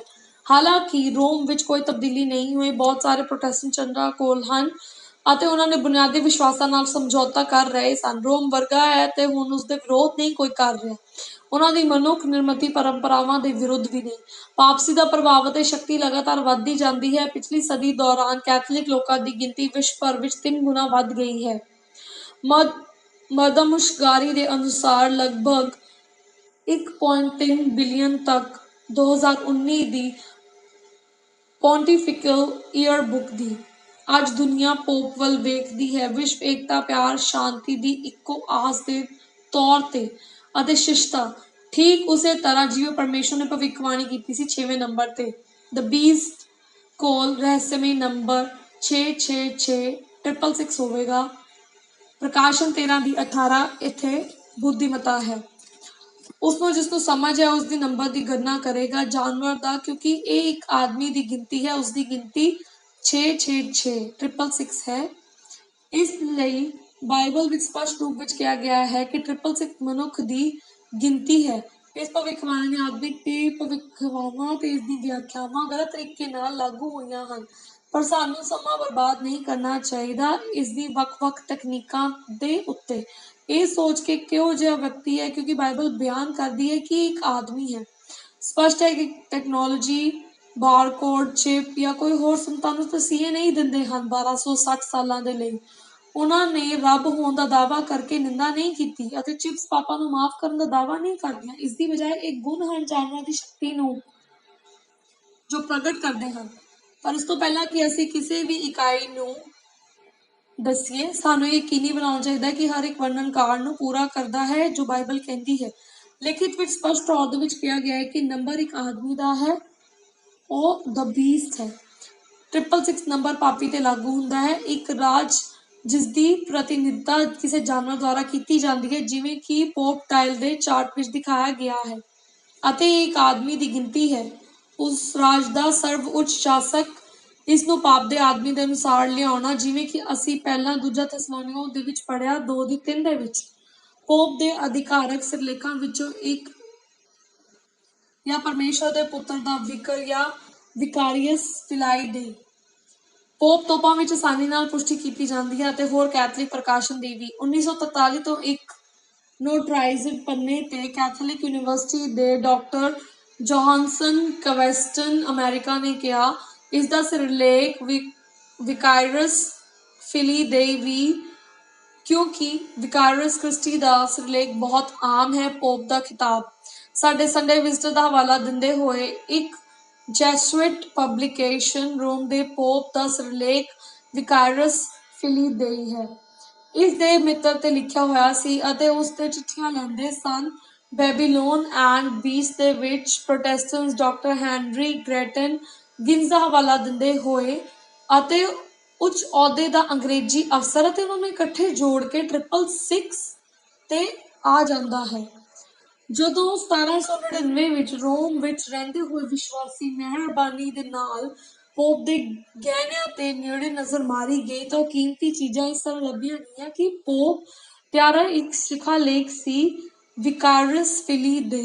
ਅੱਜ ਬਹੁਤ ਸਾਰੇ ਪ੍ਰੋਟੈਸਟੈਂਟ ਚਰਚ 666 ਲਾਗੂ ਕਰਨਾ ਚਾਹੁੰਦੇ ਹਨ, ਸਾਰੀ ਮਨੁੱਖਤਾ ਨੂੰ ਵਾਪਸੀ ਦੇ ਹੇਠਾਂ ਕਰਨ ਲਈ। ਪਰ ਜੇ ਕੈਥੋਲਿਕ ਅਤੇ ਪ੍ਰੋਟੈਸਟੈਂਟ ਦੋਵੇਂ ਇਸ ਸਿਰਲੇਖ ਤੇ ਸਹਿਮਤ ਹੁੰਦੇ ਹਨ ਅਤੇ ਇੱਥੋਂ ਤੱਕ ਕਿ ਜੈਸੂਇਟ ਸਮਾਜ ਨੇ ਵੀ ਸੁਰੱਖਿਆ ਦੀ ਸਹੁੰ ਖਾਧੀ, ਪੋਪ ਕਿਸੇ ਵੀ ਕੀਮਤ ਤੇ ਸਾਰੇ ਇਸ ਦੀ ਪੁਸ਼ਟੀ ਕਰਦੇ ਹਨ ਆਪਣੀਆਂ ਪ੍ਰਕਾਸ਼ਨਾਵਾਂ ਵਿੱਚ। ਰੋਮਨ ਅੰਕਾਂ ਦਾ ਮੁੱਲ ਲਓ ਅਤੇ ਉਹਨਾਂ ਨੂੰ ਇਕੱਠੇ ਜੋੜ ਦੇ, ਜਿਵੇਂ ਕਿ ਸਕਰੀਨ ਤੇ ਦਿਖਾਇਆ ਗਿਆ ਹੈ। ਇਸ ਲਈ 5 ਦੇ ਬਰਾਬਰ ਹੈ, ਮੈਂ 1 ਦੇ ਬਰਾਬਰ ਹਾਂ, C 100 ਦੇ ਬਰਾਬਰ ਹੈ ਅਤੇ ਇਸ ਤਰ੍ਹਾਂ ਹਰੇਕ ਅੱਖਰ ਨੂੰ ਜੋੜ ਕੇ ਕੁੱਲ 666 ਹੈ। ਨਿਊ ਐਡਵੈਂਚਰ ਕੈਥੋਲਿਕ ਇਨਸਾਈਕਲੋਪੀਡੀਆ ਦਾ ਹਵਾਲਾ ਦਿੰਦੇ ਹੋਏ 14ਵੀਂ ਸਦੀ ਦੇ ਪੋਪ ਦੀ 3 ਟੀਅਰ ਹਨ। ਵੈਟੀਕਨ ਅਨੁਸਾਰ 3 ਪਰਤਾਂ ਦਾ ਪ੍ਰਤੀਕ ਹੈ। ਪੋਪ ਦੀ 13 ਸ਼ਕਤੀ, ਰਾਜਿਆਂ ਦਾ ਪਿਤਾ, ਸੰਸਾਰ ਦਾ ਗਵਰਨਰ ਅਤੇ ਮਸੀਹ ਦਾ ਵਿਕਰ। ਵਿਸ਼ੇਸ਼ ਨੰਬਰ 7 ਜਾਨਵਰ ਧਾਰਮਿਕ ਸ਼ਕਤੀ ਹੋਵੇਗੀ। ਇਹ ਪੂਜਾ ਵਿੱਚ ਸ਼ਾਮਿਲ ਹੈ। ਖੁਲਾਸਾ 13 ਦੀ 5 ਅਤੇ 8 ਅਤੇ ਉਹਨਾਂ ਨੂੰ ਬਹੁਤ ਵਧੀਆ ਗੱਲਾਂ ਕਰਨ ਲਈ ਮੂੰਹ ਦਿੱਤਾ ਗਿਆ ਤੇ ਨਿੰਦਾ ਕੀਤੀ ਗਈ ਅਤੇ ਉਸ ਨੂੰ ਅਧਿਕਾਰ ਦਿੱਤਾ ਗਿਆ 42 ਮਹੀਨੇ ਤੱਕ ਜਾਰੀ ਰੱਖਣ ਲਈ ਜੋ ਧਰਤੀ ਤੇ ਦੱਸਿਆ ਹੈ ਤਾਂ ਜੋ ਉਸ ਦੀ ਪੂਜਾ ਕਰ ਸਕਣ। ਜਿਨ੍ਹਾਂ ਦੇ ਨਾਂ ਜੀਵਨ ਦੀ ਕਿਤਾਬ ਵਿੱਚ ਨਹੀਂ ਲਿਖੇ ਗਏ ਹਨ ਮੇਮਨੇ ਦੀ ਦੁਨੀਆ ਦੀ ਨੀਂਹ ਤੋਂ ਹੀ ਮਾਰੇ ਗਏ। ਵਾਪਸੀ ਇਸ ਤੋਂ ਪਹਿਲਾਂ ਦੇ ਪੁਜਾਰੀ ਰਾਜ ਤੋਂ ਵੱਖਰੀ ਹੈ ਕਿਉਂਕਿ ਇਹ ਇੱਕ ਸਿਆਸੀ ਸ਼ਕਤੀ ਅਤੇ ਧਾਰਮਿਕ ਸ਼ਕਤੀ ਹੈ। ਇਹ ਸ਼ਕਤੀ ਧਰਮ ਨਿਰਪੱਖ ਸਰਕਾਰ ਨਹੀਂ ਹੈ ਪਰ ਅਧਿਆਤਮਿਕ ਮਾਮਲਿਆਂ ਵਿੱਚ ਇਹ ਸ਼ਾਮਲ ਹੈ। ਪੂਜਾ ਸ਼ਬਦ ਦੀ ਵਰਤੋਂ ਕੇਵਲ 13 ਵਿੱਚ ਹੀ 4 ਵਾਰ ਕੀਤੀ ਗਈ ਹੈ। ਝੂਠੀ ਪੂਜਾ ਦੇ ਵਿਰੁੱਧ ਚੇਤਾਵਨੀ ਦਾ ਅਧਿਆਇ ਪੋਪ ਪਿਯਸ 9ਵਾਂ 8 ਦਸੰਬਰ 1864 ਦਾ ਹਵਾਲਾ ਦਿੰਦੇ ਹੋਏ ਕੈਥੋਲਿਕ ਧਰਮ ਨੂੰ ਹੋਣਾ ਚਾਹੀਦਾ ਹੈ ਲੋਕਾਂ ਦਾ ਇੱਕੋ ਇੱਕ ਧਰਮ ਹੈ। ਹੋਰ ਸਾਰੇ ਰੂਪਾਂ ਦੀ ਪੂਜਾ ਨੂੰ ਅਲੱਗਾ ਕਹਿਣਾ। ਵਿਸ਼ੇਸ਼ਤਾ ਨੰਬਰ 8 ਜਾਨਵਰ ਸੰਤਾਂ ਨਾਲ ਜੰਗ ਕਰਦਾ ਹੈ ਅਤੇ ਉਹਨਾਂ ਨੂੰ ਤਸੀਹੇ ਦਿੰਦਾ ਹੈ। ਖੁਲਾਸਾ 13 ਦੀ 7 ਇਹ ਉਸ ਨੂੰ ਦਿੱਤਾ ਗਿਆ ਸੀ ਸੰਤਾਂ ਨਾਲ ਜੰਗ ਕਰਨਾ ਤੇ ਉਹਨਾਂ ਨੂੰ ਦੂਰ ਕਰਨਾ ਅਤੇ ਹਰ ਕਬੀਲੇ ਤੇ ਉਸ ਦਾ ਅਧਿਕਾਰ ਦਿੱਤਾ ਜਾਣਾ। ਜੀਵ ਅਤੇ ਹਰ ਰਾਸ਼ਟਰ ਦੇ ਉੱਤੇ ਪ੍ਰੋਟੈਸਟੈਂਟ ਈਸਾਈਆਂ ਤੇ ਝੂਠਾ ਦੋਸ਼ ਲਾਇਆ ਗਿਆ ਸੀ। ਸਭ ਤੋਂ ਭਿਆਨਕ ਅਪਰਾਧਾਂ ਤੇ ਘੋਸ਼ਿਤ ਕੀਤੇ ਗਏ ਸਨ ਉਹਨਾਂ ਦੇ ਉੱਤੇ। ਇਹ ਵੱਡੀਆਂ ਵੱਡੀਆਂ ਆਫਤਾਵਾਂ ਦਾ ਕਾਰਨ ਬਣਨਗੇ। ਉਹਨਾਂ ਦੀ ਬਾਗੀਆਂ ਵਜੋਂ ਬੁਰੀ ਤਰ੍ਹਾਂ ਨਿੰਦਾ ਕੀਤੀ ਗਈ। ਸਾਮਰਾਜ ਦੇ ਵਿਰੁੱਧ ਧਰਮ ਦੇ ਦੁਸ਼ਮਣ ਬਹੁਤ ਸਾਰੇ ਜੰਗਲੀ ਜਾਨਵਰਾਂ ਦੇ ਕੋਲ ਸੁੱਟ ਦਿੱਤੇ ਗਏ ਅਤੇ ਐਂਫੀ ਥੀਏਟਰਾਂ ਵਿੱਚ ਜ਼ਿੰਦਾ ਸਾੜ ਦਿੱਤਾ ਜਾਂਦਾ ਸੀ। ਉਹਨਾਂ ਦੀ ਸਜ਼ਾ ਨੂੰ ਅਕਸਰ ਮੁੱਖ ਮਨੋਰੰਜਨ ਬਣਾਇਆ ਜਾਂਦਾ ਸੀ ਜਨਤਕ ਜਸ਼ਨਾਂ ਦੇ ਵਿੱਚ। ਇਹ ਨਜ਼ਾਰੇ ਦਾ ਆਨੰਦ ਲੈਣ ਲਈ ਵੱਡੀ ਗਿਣਤੀ ਵਿੱਚ ਲੋਕ ਇਕੱਠੇ ਹੁੰਦੇ ਹਨ ਤੇ ਉਹਨਾਂ ਦੇ ਮਰ ਰਹੇ ਦੁੱਖਾਂ ਦਾ ਸਵਾਗਤ ਹੱਸਦੇ ਹੋਏ ਤਾੜੀਆਂ ਨਾਲ ਕੀਤਾ ਜਾਂਦਾ ਸੀ। ਇਤਿਹਾਸਕਾਰ ਡੀ ਓਬੇਗਨ ਅਤੇ ਵਾਈਲੀ ਹੋਰ ਕਹਿੰਦੇ ਹਨ 1 ਮਿਲੀਅਨ ਤੋਂ ਵੱਧ ਨਿਰਦੋਸ਼ ਲੋਕਾਂ ਦਾ ਕਤਲ ਕੀਤਾ ਗਿਆ ਸਿਰਫ ਇੱਕ ਹੀ ਮੁਹਿੰਮ ਵਿੱਚ। ਜੌਨ ਕੈਲਵਿਨ ਦਾ ਹਵਾਲਾ ਦਿੰਦੇ ਹੋਏ ਉਸਨੇ ਇੱਕ ਚਿੱਠੀ ਤੋਂ ਲਿਖਿਆ ਸਮਰਾਟ ਚਾਰਲਸ ਪੰਜਵਾਂ ਨੂੰ ਮੈਂ ਇਸ ਗੱਲ ਤੋਂ ਇਨਕਾਰ ਕਰਦਾ ਹਾਂ ਕਿ ਇਹ ਮਸੀਹ ਦਾ ਜ਼ਿਕਰ ਹੈ ਜੋ ਇਸ ਸਮਾਚਾਰ ਨੂੰ ਗੁੱਸੇ ਨਾਲ ਤਸੀਹੇ ਦੇ ਰਹੇ ਹਨ। ਉਸਦੇ ਵਿਵਹਾਰ ਤੋਂ ਇਹ ਗੱਲ ਸਾਬਤ ਹੁੰਦੀ ਹੈ ਕਿ ਉਹ ਐਂਟੀ ਕ੍ਰਾਈਸਟ ਹੈ। ਡਬਲਿਊ ਲੇਕੀ ਦਾ ਹਵਾਲਾ ਦਿੰਦੇ ਹੋਏ ਰਾਈਜ਼ ਐਂਡ ਇਨਫੈਕਟ ਦਾ ਇਤਿਹਾਸ ਤਰਕਵਾਦ ਦੀ ਭਾਵਨਾ ਦਾ ਰੋਮ ਦੀ ਚਰਚ ਨੇ ਹੋਰ ਵੀ ਨਿਰਦੋਸ਼ਾਂ ਦਾ ਖੂਨ ਵਹਾਇਆ ਹੈ ਅਤੇ ਹੋਰ ਸੰਸਥਾ ਨਾਲੋਂ ਮਨੁੱਖ ਵਿੱਚ ਕਦੇ ਵੀ ਹੋਂਦਸ਼ੀਲ ਰਹੀ ਹੈ। ਜੌਨ ਡੈਨੀਅਲ ਦਾ ਹਵਾਲਾ ਦਿੰਦੇ ਹੋਏ ਦ ਗ੍ਰੈਂਡ ਡਿਜ਼ਾਈਨ ਨੰਗਾ ਇਹ ਨਿਰਪੱਖ ਖੋਜਕਰਤਾ ਲਈ ਇਤਿਹਾਸ ਰੋਮਵਾਦ ਦੇ ਬੁੱਚੜਖਾਨੇ ਦਾ ਪ੍ਰਤੀਕ ਹੈ ਜਿੱਥੇ ਸਾਰੇ ਸ਼ਹਿਰ ਅਤੇ ਆਬਾਦੀ ਉਹਨਾਂ ਦਾ ਬਿਨਾਂ ਕਿਸੇ ਕਾਰਨ ਹੀ ਖਤਮ ਹੋ ਗਏ ਹਨ ਸਿਰਫ ਇਸ ਲਈ ਕਿਉਂਕਿ ਇੱਥੇ ਪੂਰੀ ਤਰ੍ਹਾਂ ਲੋਕ ਇਸ ਪਰਮੇਸ਼ਰ ਦੀ ਪੂਜਾ ਕਰਦੇ ਸਨ। ਰੋਮਨ ਕੈਥੋਲਿਕਵਾਦ ਨਾਲੋਂ ਵੱਖਰੀ ਗੱਲ ਹੈ। ਪਹਿਲਾ ਯਹੂਨਾ 2 ਦੀ 22 ਵਿੱਚ ਕਹਿੰਦਾ ਹੈ ਕੌਣ ਝੂਠਾ ਹੈ ਪਰ ਇਹ ਗੱਲ ਤੋਂ ਇਨਕਾਰ ਕਰਦਾ ਹੈ ਕਿ ਯੀਸ਼ੂ ਹੈ। ਉਹ ਤਾਂ ਈਸਾਈ ਵਿਰੋਧੀ ਹੈ ਜੋ ਪਿਤਾ ਅਤੇ ਪੁੱਤਰ ਨੂੰ ਨਕਾਰਦਾ ਹੈ। ਇਹ ਹਵਾਲਾ ਦਿੱਤਾ ਹੈ ਸਰੋਤ ਇਸਤੇ ਹਮਲਾ ਨਹੀਂ ਹਨ ਲੋਕਾਂ ਦਾ ਕੋਈ ਗਰੁੱਪ। ਇਹ ਉਹ ਸ਼ੈਤਾਨ ਤੇ ਹਮਲਾ ਜੋ ਜ਼ਿੰਮੇਵਾਰ ਹਨ ਇਸ ਸਾਰੀ ਗੜਬੜ ਦੇ ਲਈ। ਰੱਬ ਨੇ ਸਾਨੂੰ ਦੱਸਿਆ ਹੈ ਕਿ ਇਹ ਪ੍ਰਣਾਲੀ ਜਿਸ ਦੇ ਨਿਸ਼ਾਨ ਜੋ ਸਾਨੂੰ ਪ੍ਰਾਪਤ ਕਰਨ ਦੀ ਹਿੰਮਤ ਨਹੀਂ ਹੈ। ਈਸਾ ਦੀ ਤਾਰੀਫ ਕਰੋ ਜਿਸਨੇ ਖੁਲਾਸਾ ਕੀਤਾ ਹੈ ਉਸਦੀ ਕਿਤਾਬ ਪ੍ਰਕਾਸ਼ਨ ਦੇ ਵਿੱਚ ਸ਼ੈਤਾਨ ਦੀ ਕਾਰਜਕ ਯੋਜਨਾ ਜਿੱਤੋਂ ਸਾਨੂੰ ਤਬਾਹ ਕਰਨ ਦੇ ਲਈ ਜੋ ਉਸਨੇ ਸਾਨੂੰ ਬਣਾਈ ਹੈ। ਕਿਉਂਕਿ ਹੁਣ ਅਸੀਂ ਸਕਾਰਾਤਮਕ ਤਰੀਕੇ ਨਾਲ ਹਾਂ ਪੱਖੀ ਹਾਂ 8 ਵਿਸ਼ੇਸ਼ਤਾ ਦੀ ਪਛਾਣ ਅਸੀਂ ਕੀਤੀ ਹੈ। ਪੋਪ ਸਿਸਟਮ ਦੇ ਤੌਰ ਤੇ ਖੁਲਾਸਾ 13 ਦਾ ਜਾਨਵਰ ਹੈ। ਆਓ ਸਾਨੂੰ ਇਹ ਦੱਸਣ ਦੀ ਆਗਿਆ ਦਿੰਦਾ ਹੈ ਕਿ ਇਸ ਦਾ ਨਿਸ਼ਾਨ ਕੀ ਹੈ। ਜੇਮਸ ਕਾਰਡੀਨਲ ਗਿਬਨਸ ਦਾ ਹਵਾਲਾ ਦਿੰਦੇ ਹੋਏ 9ਵਾਂ ਆਰਕ ਬਿਸ਼ਪ ਆਫ ਬਾਲਟਿਮੋਰ ਨੇ ਜਿਸਨੇ ਲਿਖਿਆ ਇੱਕ ਦਿਨ ਇੱਕ ਆਦਮੀ ਨੇ ਚੁੱਕ ਲਿਆ ਪੀਟਰ ਗਿਅਰਮੈਨ ਦਾ ਕਨਵਰਟਰਸ ਕੈਟਿਜ਼ਮ ਕੈਥੋਲਿਕ ਸਿਧਾਂਤ ਦਾ ਪੰਨਾ 50 ਤੇ ਪੜ੍ਹੋ। ਸਵਾਲ ਸਬਬ ਦਿਨ ਕਿਹੜਾ ਹੈ? ਜਵਾਬ ਸ਼ਨੀਵਾਰ ਦਾ ਦਿਨ ਹੈ। ਸਵਾਲ ਅਸੀਂ ਸ਼ਨੀਵਾਰ ਦੀ ਬਜਾਏ ਐਤਵਾਰ ਕਿਉਂ ਮਨਾਉਂਦੇ ਹਾਂ? ਜਵਾਬ ਅਸੀਂ ਸ਼ਨੀਵਾਰ ਦੀ ਬਜਾਏ ਐਤਵਾਰ ਨੂੰ ਦੇਖਦੇ ਹਾਂ ਕਿਉਂਕਿ ਕੈਥੋਲਿਕ ਚਰਚ ਦਾ ਤਬਾਦਲਾ ਹੋ ਗਿਆ ਹੈ ਸ਼ਨੀਵਾਰ ਤੋਂ ਐਤਵਾਰ ਤੱਕ ਦੀ ਗੰਭੀਰਤਾ ਲਈ। ਉਹ ਆਦਮੀ ਹੈਰਾਨ ਸੀ ਤੇ ਮੰਨਿਆ ਜਾਂਦਾ ਸੀ ਕਿ ਉਹ ਗਲਤੀ ਹੋਣੀ ਚਾਹੀਦੀ ਹੈ ਇਸ ਲਈ ਉਸਨੇ ਉਸਦੇ ਪ੍ਰਸਿੱਧ ਵਿਅਕਤੀ ਨੂੰ ਇੱਕ ਪੱਤਰ ਲਿਖਿਆ ਬਾਲਟਿਮੋਰ ਦੇ ਜੇਮਸ ਕਾਰਡੀਨਲ ਗਿਬਨਸ ਅਤੇ ਉਸ ਤੋਂ ਪੁੱਛਿਆ ਕਿ ਕੈਥੋਲਿਕ ਚਰਚ ਨੇ ਸੱਚਮੁੱਚ ਹੀ ਅਜਿਹਾ ਕੀਤਾ ਹੈ ਕਿ ਉਹਨਾਂ ਨੇ ਆਰਾਧਨਾ ਦਾ ਦਿਨ ਬਦਲ ਦਿੱਤਾ ਹੈ ਸ਼ਨੀਵਾਰ ਤੋਂ ਐਤਵਾਰ ਤੱਕ। ਯਕੀਨਨ ਕੈਥੋਲਿਕ ਚਰਚ ਦਾ ਦਾਅਵਾ ਹੈ ਕਿ ਇਹ ਤਬਦੀਲੀ ਉਸਦਾ ਕੰਮ ਹੈ ਅਤੇ ਇਹ ਕਾਨੂੰਨ ਉਸਦੀ ਸ਼ਕਤੀ ਦਾ ਪ੍ਰਤੀਕ ਹੈ ਅਤੇ ਧਾਰਮਿਕ ਮਾਮਲਿਆਂ ਵਿੱਚ ਅਧਿਕਾਰ ਹੈ। ਲੰਡਨ ਦੇ ਕੈਥੋਲਿਕ ਰਿਕਾਰਡ ਦਾ ਹਵਾਲਾ ਦਿੰਦੇ ਹੋਏ ਐਤਵਾਰ ਸਾਡੀ ਸੱਤਾ ਦਾ ਦਿਨ ਹੈ। ਚਰਚ ਬਾਈਬਲ ਤੋਂ ਉੱਪਰ ਹੈ ਅਤੇ ਇਹ ਸਬਾਬ ਨਿਰੀਖਣ ਦਾ ਤਬਾਦਲਾ ਅਤੇ ਇਹ ਤੱਥ ਨੂੰ ਮਜ਼ਬੂਤ ਕਰਦਾ ਹੈ ਅਤੇ ਇਸ ਦਾ ਸਬੂਤ ਵੀ ਹੈ ਪਰਮੇਸ਼ਵਰ ਦਾ ਪਵਿੱਤਰ ਸੁਭਾਅ ਕਦੇ ਵੀ ਇਹ ਇਰਾਦਾ ਨਹੀਂ ਸੀ ਕਿ ਕਿਸੇ ਵੀ ਵਿਅਕਤੀ ਦੋਸਤਾਂ ਦੁਆਰਾ ਇਸ ਨੂੰ ਬਦਲਿਆ ਜਾਣਾ। ਅਸੀਂ 31 ਦੀ 16 ਅਤੇ 17 ਵਿੱਚ ਪੜ੍ਹਦੇ ਹਾਂ, ਰੱਬ ਨੇ ਸੁਭਾਅ ਨੂੰ ਦੇਖਣ ਲਈ ਕਿਹਾ, ਆਪਣੀ ਪੀੜ੍ਹੀਆਂ ਵਿੱਚ ਇੱਕ ਸਦੀਵੀ ਸਮਝੌਤੇ ਲਈ ਇਹ ਮੇਰੇ ਵਿਚਕਾਰ ਦਾ ਸੰਕੇਤ ਹੈ ਅਤੇ ਮੇਰੇ ਬੱਚੇ ਤੁਸੀਂ ਹਮੇਸ਼ਾ ਦੇ ਲਈ ਰੱਬਾ। ਇਜ਼ੇਕੀਏਲ 20:20 ਕਹਿੰਦੀ ਹੈ, ਅਤੇ ਇਹ ਮੇਰੇ ਅਤੇ ਤੁਹਾਡੇ ਵਿਚਕਾਰ ਇੱਕ ਸੰਕੇਤ ਹੋਣਗੇ ਕਿ ਤੁਹਾਨੂੰ ਪਤਾ ਹੋਵੇ ਕਿ ਮੈਂ ਤੇਰਾ ਰੱਬ ਹਾਂ। ਇਜ਼ੇਕੀਏਲ 20:12 ਵਿੱਚ ਪਰਮੇਸ਼ਵਰ ਕਹਿੰਦਾ ਹੈ, ਇਸ ਤੋਂ ਇਲਾਵਾ ਮੈਂ ਉਹਨਾਂ ਨੂੰ ਆਪਣੇ ਸਬਤ ਵੀ ਦਿੱਤੇ, ਮੇਰੇ ਅਤੇ ਉਹਨਾਂ ਦੇ ਵਿਚਕਾਰ ਇੱਕ ਸੰਕੇਤ ਹੋਣਾ ਕਿ ਉਹ ਇਹ ਜਾਣ ਸਕਣ ਕਿ ਮੈਂ ਉਹ ਪ੍ਰਭੂ ਹਾਂ ਜੋ ਉਹਨਾਂ ਨੂੰ ਪਵਿੱਤਰ ਕਰਦਾ ਹਾਂ। ਸਟੀਫਨ ਕਿਨਨ ਦੁਆਰਾ ਇੱਕ ਸਿਧਾਂਤ ਕੈਟਿਜ਼ਮ ਦਾ ਹਵਾਲਾ ਦਿੰਦੇ ਹੋਏ ਸਵਾਲ, ਕੀ ਤੁਸੀਂ ਇਹ ਸਾਬਤ ਕਰਨ ਦਾ ਕੋਈ ਹੋਰ ਤਰੀਕਾ ਹੈ ਕਿ ਚਰਚ ਉਸ ਕੋਲ ਤਿਉਹਾਰ ਨੂੰ ਮਨਾਉਣ ਦੀ ਸ਼ਕਤੀ ਹੈ, ਮਤਲਬ ਇੱਕ ਆਮ ਨਿਯਮ ਦਾ ਇਰਾਦਾ ਵਿਵਹਾਰ ਜਾਂ ਸੋਚ ਨੂੰ ਨਿਯਮਿਤ ਕਰਨ ਦੇ ਲਈ? ਜਵਾਬ, ਜੇ ਉਹ ਇੰਨੀ ਤਾਕਤ ਨਾ ਹੁੰਦੀ ਤਾਂ ਉਹ ਅਜਿਹਾ ਨਹੀਂ ਕਰ ਸਕਦੀ ਸੀ। ਜਿਸ ਵਿੱਚ ਸਾਰੇ ਆਧੁਨਿਕ ਧਰਮਵਾਦੀ ਉਸ ਨਾਲ ਸਹਿਮਤ ਹਨ। ਉਹ ਐਤਵਾਰ ਨੂੰ ਦੇਖਣ ਦੀ ਥਾਂ ਨਹੀਂ ਲੈ ਸਕਦੀ ਸੀ। ਹਫ਼ਤੇ ਦਾ ਪਹਿਲਾ ਦਿਨ ਸ਼ਨੀਵਾਰ ਨੂੰ ਮਨਾਉਣ ਲਈ 7ਵੇਂ ਦਿਨ ਇੱਕ ਤਬਦੀਲੀ ਜਿਸ ਵਾਸਤੇ ਕੋਈ ਵੀ ਪਰਮੇਸ਼ਵਰ ਦੇ ਵਚਨ ਦੇ ਵੱਲੋਂ ਕੋਈ ਅਧਿਕਾਰ ਨਹੀਂ ਹੈ।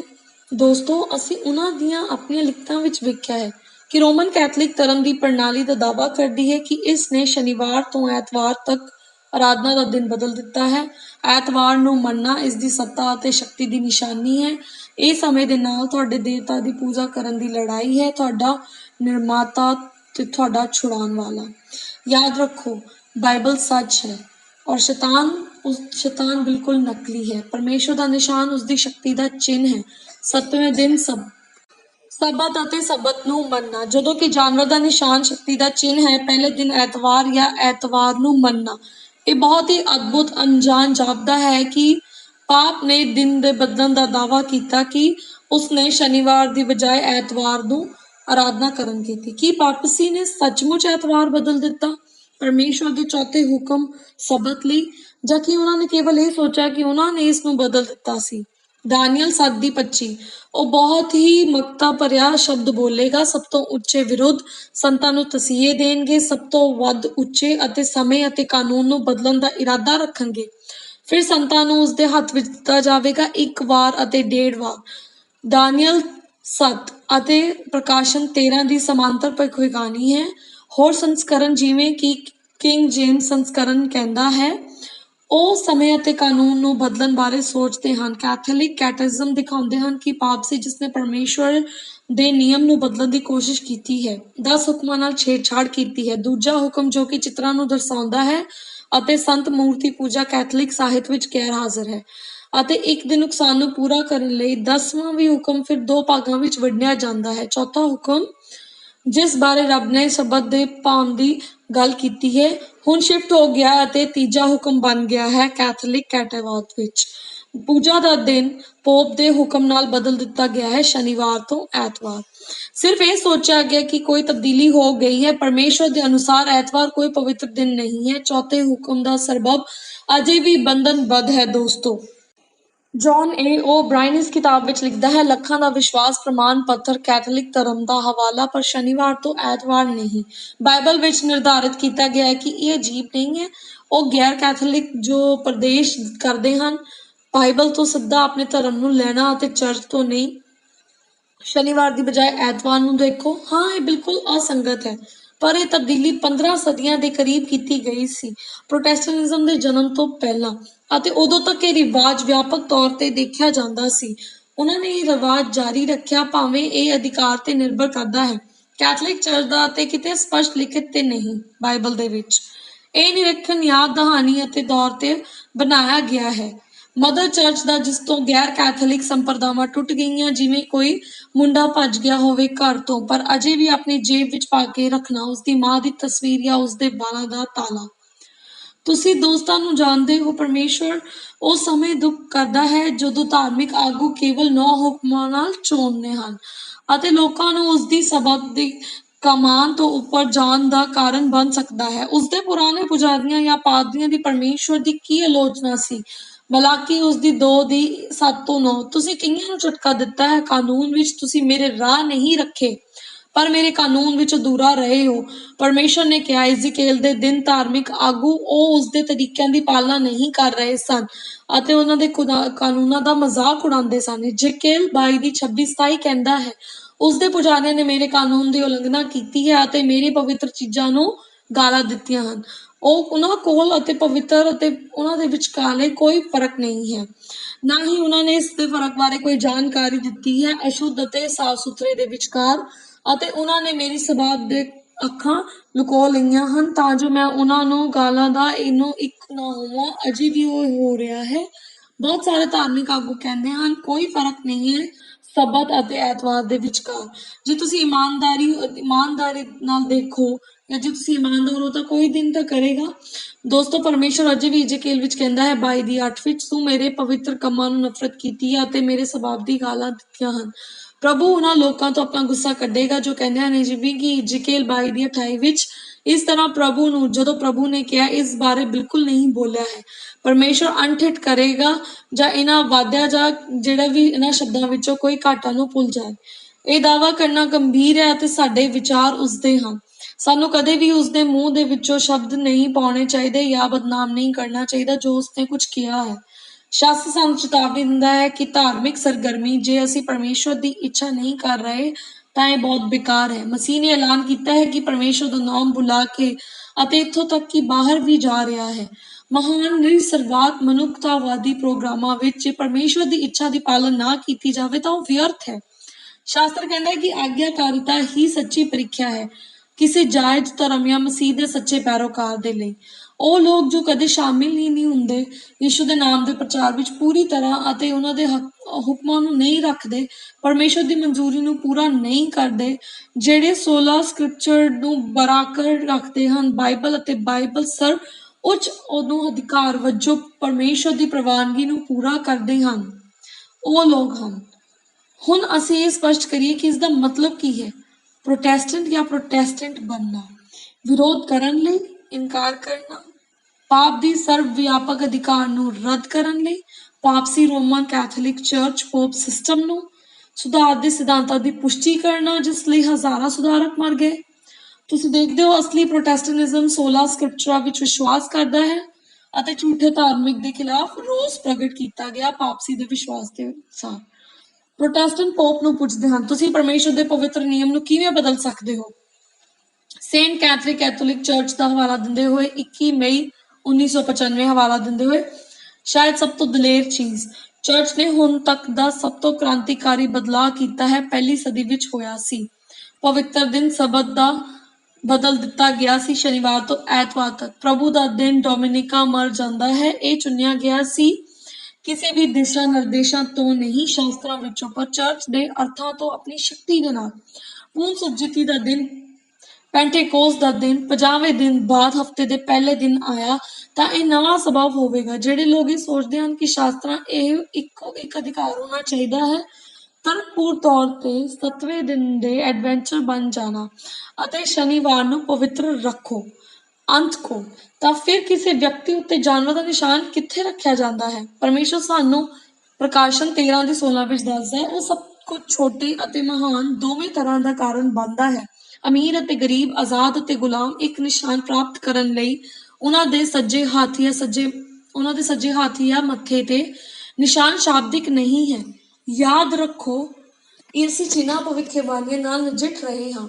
ਮੱਥੇ ਨਾਲ ਮਨ ਦੀ ਨੁਮਾਇੰਦਗੀ ਕਰਦਾ ਹੈ ਜਿਸ ਨੂੰ ਅਸੀਂ ਪਰਮੇਸ਼ਰ ਰੋਮੀਆਂ ਦੀ ਸੇਵਾ ਕਰਦੇ ਹਾਂ ਅਤੇ ਇਹ ਸਾਡੇ ਹੱਥਾਂ ਦੇ ਕੰਮ ਦਾ ਪ੍ਰਤੀਕ ਹੈ। ਸਬੋਪਦੇਸ਼ਕ 9:10। ਉਹ ਲੋਕ ਜੋ ਐਤਵਾਰ ਨੂੰ ਮਨਮਰਜ਼ੀ ਨਾਲ ਸਵੀਕਾਰ ਕਰਦੇ ਹਨ ਅਤੇ ਮੱਥੇ ਤੇ ਨਿਸ਼ਾਨ ਲੱਗੇ ਹੋਏ ਹਨ ਉਹਨਾਂ ਦੇ, ਕਿਉਂਕਿ ਉਹ ਇਸ ਦੀ ਚੋਣ ਕਰ ਰਹੇ ਹਨ, ਜੋ ਸਬਤ ਕੰਮ ਕਰਨ ਲਈ ਸਹਿਮਤ ਹੁੰਦੇ ਹਨ ਜਾਂ ਜੋ ਅਤਿਆਚਾਰ ਜਾਂ ਮੌਤ ਤੋਂ ਬਚਾਇਆ ਜਾ ਸਕੇ, ਹੱਥ ਵਿੱਚ ਨਿਸ਼ਾਨ ਉਹਨਾਂ ਦੇ ਲੱਗੇ ਹੋਏ ਹਨ। ਕੀ ਐਤਵਾਰ ਨੂੰ ਦੇਖਣ ਵਾਲੇ ਲੋਕ ਹੁਣ ਜਾਨਵਰ ਦੀ ਨਿਸ਼ਾਨੀ ਹਨ? ਆਓ ਬਾਈਬਲ ਦੇ ਵਿੱਚੋਂ ਜਵਾਬ ਦੇਖੀਏ। ਪ੍ਰਕਾਸ਼ਨ 13:17 ਦੇ ਵਿੱਚ, ਅਤੇ ਇਹ ਵੀ ਕੋਈ ਨਹੀਂ ਖਰੀਦ ਸਕਦਾ ਤਾਂ ਜੋ ਉਸਨੂੰ ਛੱਡ ਕੇ ਵੇਚੇ। ਇਸ ਦਾ ਨਿਸ਼ਾਨ ਹੈ ਜੋ ਜਾਨਵਰ ਦਾ ਨਾਮ ਜਾਂ ਉਸਦਾ ਨਾਮ। ਹੁਣ ਕਿਸੇ ਵੀ ਵਿਅਕਤੀ ਕੋਲ ਜਾਨਵਰ ਦਾ ਨਿਸ਼ਾਨ ਨਹੀਂ ਹੈ। ਇੱਕ ਦਿਨ ਆਵੇਗਾ ਕਿ ਜਦੋਂ ਇਸ ਯੋਗ ਨਹੀਂ ਹੋਵੇਗਾ ਤਦ ਤੱਕ ਖਰੀਦਣ ਜਾਂ ਵੇਚਣ ਲਈ, ਜਦ ਤੱਕ ਤੁਹਾਡੇ ਕੋਲ ਨਿਸ਼ਾਨ ਨਹੀਂ ਹੁੰਦਾ। ਇਹ ਸਮੇਂ ਇਸ ਚੋਣ ਕਰਨ ਲਈ ਮਜਬੂਰ ਕੀਤਾ ਜਾਂਦਾ ਹੈ ਕਿ ਮਰਦ ਇਹ ਚੋਣ ਕਰਨ ਲਈ ਮਜਬੂਰ ਹੁੰਦੇ ਹਨ ਜਾਂ ਰੱਬ ਦੇ ਪਵਿੱਤਰ ਦਿਨ ਤੇ ਕੰਮ ਨਾ ਕਰਨਾ, ਅਤੇ ਇਸ ਦੀ ਬਜਾਏ ਐਤਵਾਰ ਨੂੰ ਵੇਖੋ। ਇੱਕ ਪਵਿੱਤਰ ਦਿਨ ਵਜੋਂ ਉਦੋਂ ਹੀ ਤੁਹਾਨੂੰ ਨਿਸ਼ਾਨੇਦਾਰ ਤੈਅ ਕੀਤਾ ਜਾਵੇਗਾ ਮੱਥੇ ਜਾਂ ਹੱਥ ਦੇ ਉੱਤੇ। ਸਵਾਬ ਤੋੜਨਾ ਇੱਕ ਬਹੁਤ ਹੀ ਗੰਭੀਰ ਮਾਮਲਾ ਹੈ, ਕਿਉਂਕਿ ਇਸ ਵਿੱਚ ਪਾਪ ਜਾਂ ਪਰਮੇਸ਼ਰ ਦੇ ਪਵਿੱਤਰ ਨਿਯਮ ਦੀ ਉਲੰਘਣਾ ਹੁੰਦੀ ਹੈ। ਅਸੀਂ ਪਾਪ ਵਿੱਚ ਹੁੰਦੇ ਹਾਂ ਤੇ ਅਸੀਂ ਪਰਮੇਸ਼ਰ ਦੇ ਨਿਯਮ ਦੀ ਉਲੰਘਣਾ ਕਰਦੇ ਹਾਂ। ਪਹਿਲਾ यूहन्ना 3:4, ਜੋ ਵੀ ਪਾਪ ਕਰਦਾ ਹੈ ਕਾਨੂੰਨ ਵੀ, ਕਿਉਂਕਿ ਪਾਪ ਕਾਨੂੰਨ ਦੀ ਉਲੰਘਣਾ ਕਰਨਾ ਹੈ। ਜਿਹੜੇ ਹੁਣ ਜਾਣਬੁੱਝ ਕੇ ਪਰਮੇਸ਼ਰ ਦੇ ਪਵਿੱਤਰ ਦਿਨ ਨੂੰ ਅਸ਼ਲੀਲ ਕਰਦੇ ਹਨ, ਸੋਚਣ ਅਤੇ ਸਪਸ਼ਟ ਰੂਪ ਵਿੱਚ ਦੇਖਣ ਦੀ ਯੋਗਤਾ ਗਵਾ ਬੈਠੇ ਹਨ ਅਤੇ ਹਨੇਰੇ ਵਿੱਚ ਹੀ ਉਹ ਖਤਮ ਹੋ ਜਾਣਗੇ।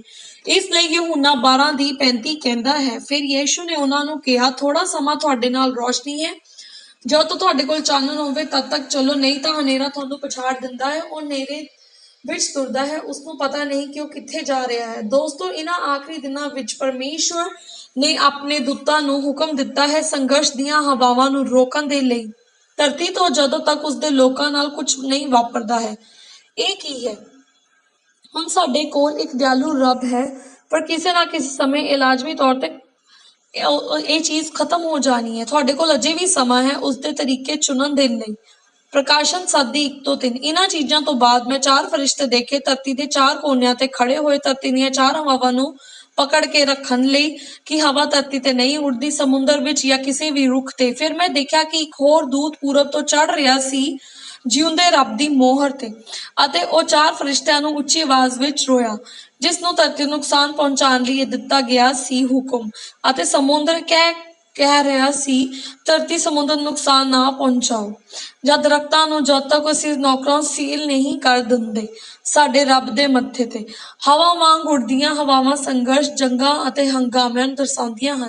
ਪਰਮੇਸ਼ਵਰ ਵਿਨਾਸ਼ਕਾਰੀ ਤਬਾਹੀ ਨੂੰ ਰੋਕ ਰਿਹਾ ਹੈ, ਧਰਤੀ ਤੋਂ ਲੈ ਕੇ ਉਸਦੇ ਲੋਕਾਂ ਤੱਕ ਦੇ ਲਈ, ਉਸਦੇ ਲਈ ਜਾਂ ਉਸਦੇ ਵਿਰੁੱਧ ਫੈਸਲਾ ਨਾ ਕਰਨ ਦੇ ਲਈ, ਅਤੇ ਉਹ ਇਹ ਸਭ ਕੁਝ ਉਹਨਾਂ ਲਈ ਖੜਾ ਹੈ। ਇਹ ਦਾਅਵਾ ਕਰਨਾ ਹੀ ਕਾਫੀ ਨਹੀਂ ਕਿ ਅਸੀਂ ਪਰਮੇਸ਼ਵਰ ਦੀ ਸੇਵਾ ਕਰਦੇ ਹਾਂ, ਸਾਨੂੰ ਉਸਦਾ ਪਾਲਨ ਵੀ ਕਰਨਾ ਚਾਹੀਦਾ ਹੈ। ਆਖਰੀ ਦਿਨਾਂ ਵਿੱਚ ਪਰਮੇਸ਼ਵਰ ਦਾ ਗੁੱਸਾ ਕਿਸ ਨੂੰ ਮਿਲੇਗਾ? ਪ੍ਰਕਾਸ਼ਨ 14:9-10। ਫਿਰ ਇੱਕ ਤੀਜਾ ਦੂਤ ਉਹਨਾਂ ਦਾ ਪਿੱਛਾ ਕੀਤਾ ਉਸਨੇ, ਅਤੇ ਉੱਚੀ ਆਵਾਜ਼ ਵਿੱਚ ਉਸਨੇ ਕਿਹਾ, ਜੇ ਕੋਈ ਜਾਨਵਰ ਅਤੇ ਉਸਦੇ ਅਕਸ ਦੀ ਪੂਜਾ ਕਰਦਾ ਹੈ, ਉਸਦੇ ਮੱਥੇ ਜਾਂ ਉਸਦੇ ਹੱਥ ਤੇ ਉਸਦਾ ਨਿਸ਼ਾਨ ਮਿਲਦਾ ਹੈ, ਉਹ ਆਪ ਹੀ ਇਸ ਕ੍ਰੋਧ ਨੂੰ ਪੀਵੇਗਾ, ਪਰਮੇਸ਼ਵਰ ਦੇ ਕ੍ਰੋਧ ਨੂੰ, ਜੋ ਕਿ ਬਾਹਰ ਕੱਢਿਆ ਜਾਂਦਾ ਹੈ, ਉਸਦੇ ਗੁੱਸੇ ਦੇ ਕੱਪ ਵਿੱਚ ਪੂਰੀ ਤਾਕਤ ਨਾਲ। ਉਸਨੂੰ ਅੱਗ ਅਤੇ ਪੱਥਰ ਨਾਲ ਤਸੀਹੇ ਦਿੱਤੇ ਜਾਣਗੇ, ਪਵਿੱਤਰ ਸਵਰਦੂਤਾਂ ਦੀ ਮੌਜੂਦਗੀ ਦੇ ਵਿੱਚ ਅਤੇ ਮੇਮਨੇ ਦੀ ਮੌਜੂਦਗੀ ਦੇ ਵਿੱਚ। ਪਰਮੇਸ਼ਵਰ ਦਾ ਕ੍ਰੋਧ ਕੀ ਹੈ? ਮਹਾਨ ਅਤੇ ਸ਼ਾਨਦਾਰ 7 ਫਰਿਸ਼ਤੇ। ਜਦੋਂ ਅਸੀਂ ਪ੍ਰਕਾਸ਼ਨ 15 ਪੜ੍ਹਦੇ ਹਾਂ, ਤਦ ਮੈਂ ਸਵਰਗ ਵਿੱਚ ਇੱਕ ਹੋਰ ਸੰਕੇਤ ਦੇਖਿਆ। ਮਹਾਨ ਅਤੇ ਸ਼ਾਨਦਾਰ 7 ਫਰਿਸ਼ਤੇ ਸਨ, 7 ਆਖਰੀ ਪਲੇਗ, ਜਿਨ੍ਹਾਂ ਵਿੱਚੋਂ ਪਰਮੇਸ਼ਵਰ ਦਾ ਕ੍ਰੋਧ ਪੂਰੀ ਤਰ੍ਹਾਂ ਦੇ ਨਾਲ ਉਹਨਾਂ ਆਫਤਾਵਾਂ ਵਿੱਚ ਸੀ। ਦੋਸਤੋ, ਹੁਕਮ ਮੰਨਣਾ ਮਸੀਹੀ ਵਜੋਂ ਕੀ ਹੈ? ਕਿ ਸਾਨੂੰ ਆਉਣ ਵਾਲੀਆਂ 7 ਆਖਰੀ ਜਿਹੜੀਆਂ ਮੁਸੀਬਤਾਂ ਆ ਤੋਂ ਸਾਨੂੰ ਉਹਨਾਂ ਤੋਂ ਡਰਨ ਦੀ ਲੋੜ ਹੈ? ਬਿਲਕੁਲ ਨਹੀਂ। ਸਾਡਾ ਮੁਕਤੀਦਾਤਾ ਕਹਿੰਦਾ ਹੈ ਡਰਨਾ ਨਹੀਂ, ਅਤੇ ਉਹ ਸਾਨੂੰ ਪ੍ਰਦਾਨ ਵੀ ਕਰਦਾ ਹੈ, ਇਹ ਦਾਅਵਾ ਕਰਦਾ ਹੈ ਕਿ ਸੈਂਕੜੇ ਵਾਅਦਿਆਂ ਵਿੱਚੋਂ 91 ਦੀ ਅਸੀਂ 10 ਤੇ 11 ਜਦੋਂ ਅਸੀਂ ਪੜ੍ਹਦੇ ਹਾਂ ਜ਼ਬੂਰ ਦੀ, ਕਿ ਕੋਈ ਵੀ ਬੁਰਾਈ ਤੈਨੂੰ ਨਹੀਂ, ਨਾ ਤਾਂ ਤੇਰੇ ਘਰ ਦੇ ਨੇੜੇ ਆਵੇਗੀ ਤੇ ਨਾ ਹੀ ਤੇਰੇ ਨੇੜੇ ਆਵੇਗੀ, ਕਿਉਂਕਿ ਮੈਂ ਆਪਣੇ ਦੂਤਾਂ ਨੂੰ ਤੇਰੇ ਉੱਤੇ ਜ਼ਿੰਮੇਦਾਰੀ ਦੇਵਾਂਗਾ ਕਿ ਉਹ ਤੈਨੂੰ ਹਰ ਤਰੀਕਿਆਂ ਦੇ ਨਾਲ ਸੰਭਾਲ ਰੱਖਣ। ਆਮੀਨ। ਜਿਨ੍ਹਾਂ ਕੋਲ ਪਰਮੇਸ਼ਵਰ ਦੀ ਮੋਹਰ ਹੈ, ਉਹਨਾਂ ਨੂੰ ਸੁਰੱਖਿਆ ਦਾ ਦਾਅਵਾ ਕੀਤਾ ਜਾਂਦਾ ਹੈ ਅਤੇ ਉਹਨਾਂ ਨੂੰ ਆਖਰੀ 7 ਮੁਸੀਬਤਾਂ ਤੋਂ ਬਚਾਇਆ ਜਾਵੇਗਾ। ਹੁਣ ਤੁਹਾਡੇ ਵਿੱਚੋਂ ਕਈਆਂ ਨੇ ਪੁੱਛਿਆ ਹੈ ਕਿ ਸੰਯੁਕਤ ਰਾਜ ਦਾ ਭਵਿੱਖਬਾਣੀ ਵਿੱਚ ਜ਼ਿਕਰ ਕੀਤਾ ਗਿਆ ਹੈ। ਆਓ ਇੱਕ ਬਹੁਤ ਡੂੰਘੇ ਅਧਿਐਨ ਦੇ ਉੱਤੇ ਸੰਖੇਪ ਝਾਤ ਮਾਰੀਏ। ਪ੍ਰਕਾਸ਼ਨ ਉਸਦੀ 13:11 ਦੇ ਵਿੱਚ ਅਸੀਂ ਦੇਖਦੇ ਹਾਂ ਕਿ ਜੌਨ ਦੇਖਦਾ ਹੈ, ਇੱਕ ਹੋਰ ਜਾਨਵਰ ਧਰਤੀ ਤੋਂ ਉੱਡਦਾ ਹੈ। ਜਾਨਵਰ ਦੇ ਸਮੇਂ ਦੇ ਬਾਰੇ ਸਲੋਕ ਵਿੱਚ ਇੱਕ ਬੰਦੀ ਬਣ ਗਿਆ ਹੈ। 10 ਦੇ ਵਿੱਚ ਦੇਖਦੇ ਹਾਂ, ਉਸਦੇ ਕੋਲ 2 ਸਿੰਗ ਹਨ, ਜਿਵੇਂ ਕਿ ਮੇਮਨੇ, ਅਤੇ ਉਹ ਇੱਕ ਡਰੈਗਨ ਦੇ ਤੌਰ ਤੇ ਸੜੀ ਹੋਈ ਸੀ। ਇੱਕ ਹੀ ਰਾਸ਼ਟਰ ਹੈ ਤੇ ਦੂਜਾ ਜਾਨਵਰ ਦੇ ਤੌਰ ਤੇ ਯੋਗਤਾ ਪੂਰੀ ਕਰਦਾ ਹੈ। ਵਰਣਨ ਕੀਤੀ ਗਈ ਸ਼ਕਤੀ ਵਿੱਚ ਇੱਕ ਸ਼ਕਤੀਸ਼ਾਲੀ ਰਾਸ਼ਟਰ ਬਣ ਸਕਦੀ ਹੈ। ਅਧਿਕਾਰ ਦੇ ਵਜੋਂ ਸਾਨੂੰ ਵਰਤੋਂ ਕਰਨ ਦੇ ਲਈ ਪੂਰੇ ਸੰਸਾਰ ਦੇ ਉੱਤੇ, ਸਾਰੇ ਦੇਸ਼ ਦੇ ਉੱਤੇ ਇਸ ਨੂੰ ਜ਼ਮੀਨ ਤੋਂ ਬਾਹਰ ਨਿਕਾਲਣਾ ਪਿਆ, ਜੋ ਕਿ ਖਾਲੀ ਖੇਤਰ ਦੇ ਵਿੱਚ ਹੈ। ਇਸ ਸ਼ਕਤੀ ਵਿੱਚ ਮੇਮਨੇ ਵਰਗੇ ਸਾਰੇ ਗੁਣ ਹੋਣਗੇ, ਆਜ਼ਾਦੀ ਤੇ ਬਰਾਬਰੀ ਦੇ ਉੱਚੇ ਸਿਧਾਂਤਾਂ ਦੇ ਨਾਲ ਮਸੀਹ ਦੇ ਗੁਣ, ਪਰ ਅੰਤ ਵਿੱਚ ਬੋਲਦੇ ਰਹਿਣਗੇ ਜਿਵੇਂ ਕਿ ਡਰੈਗਨ।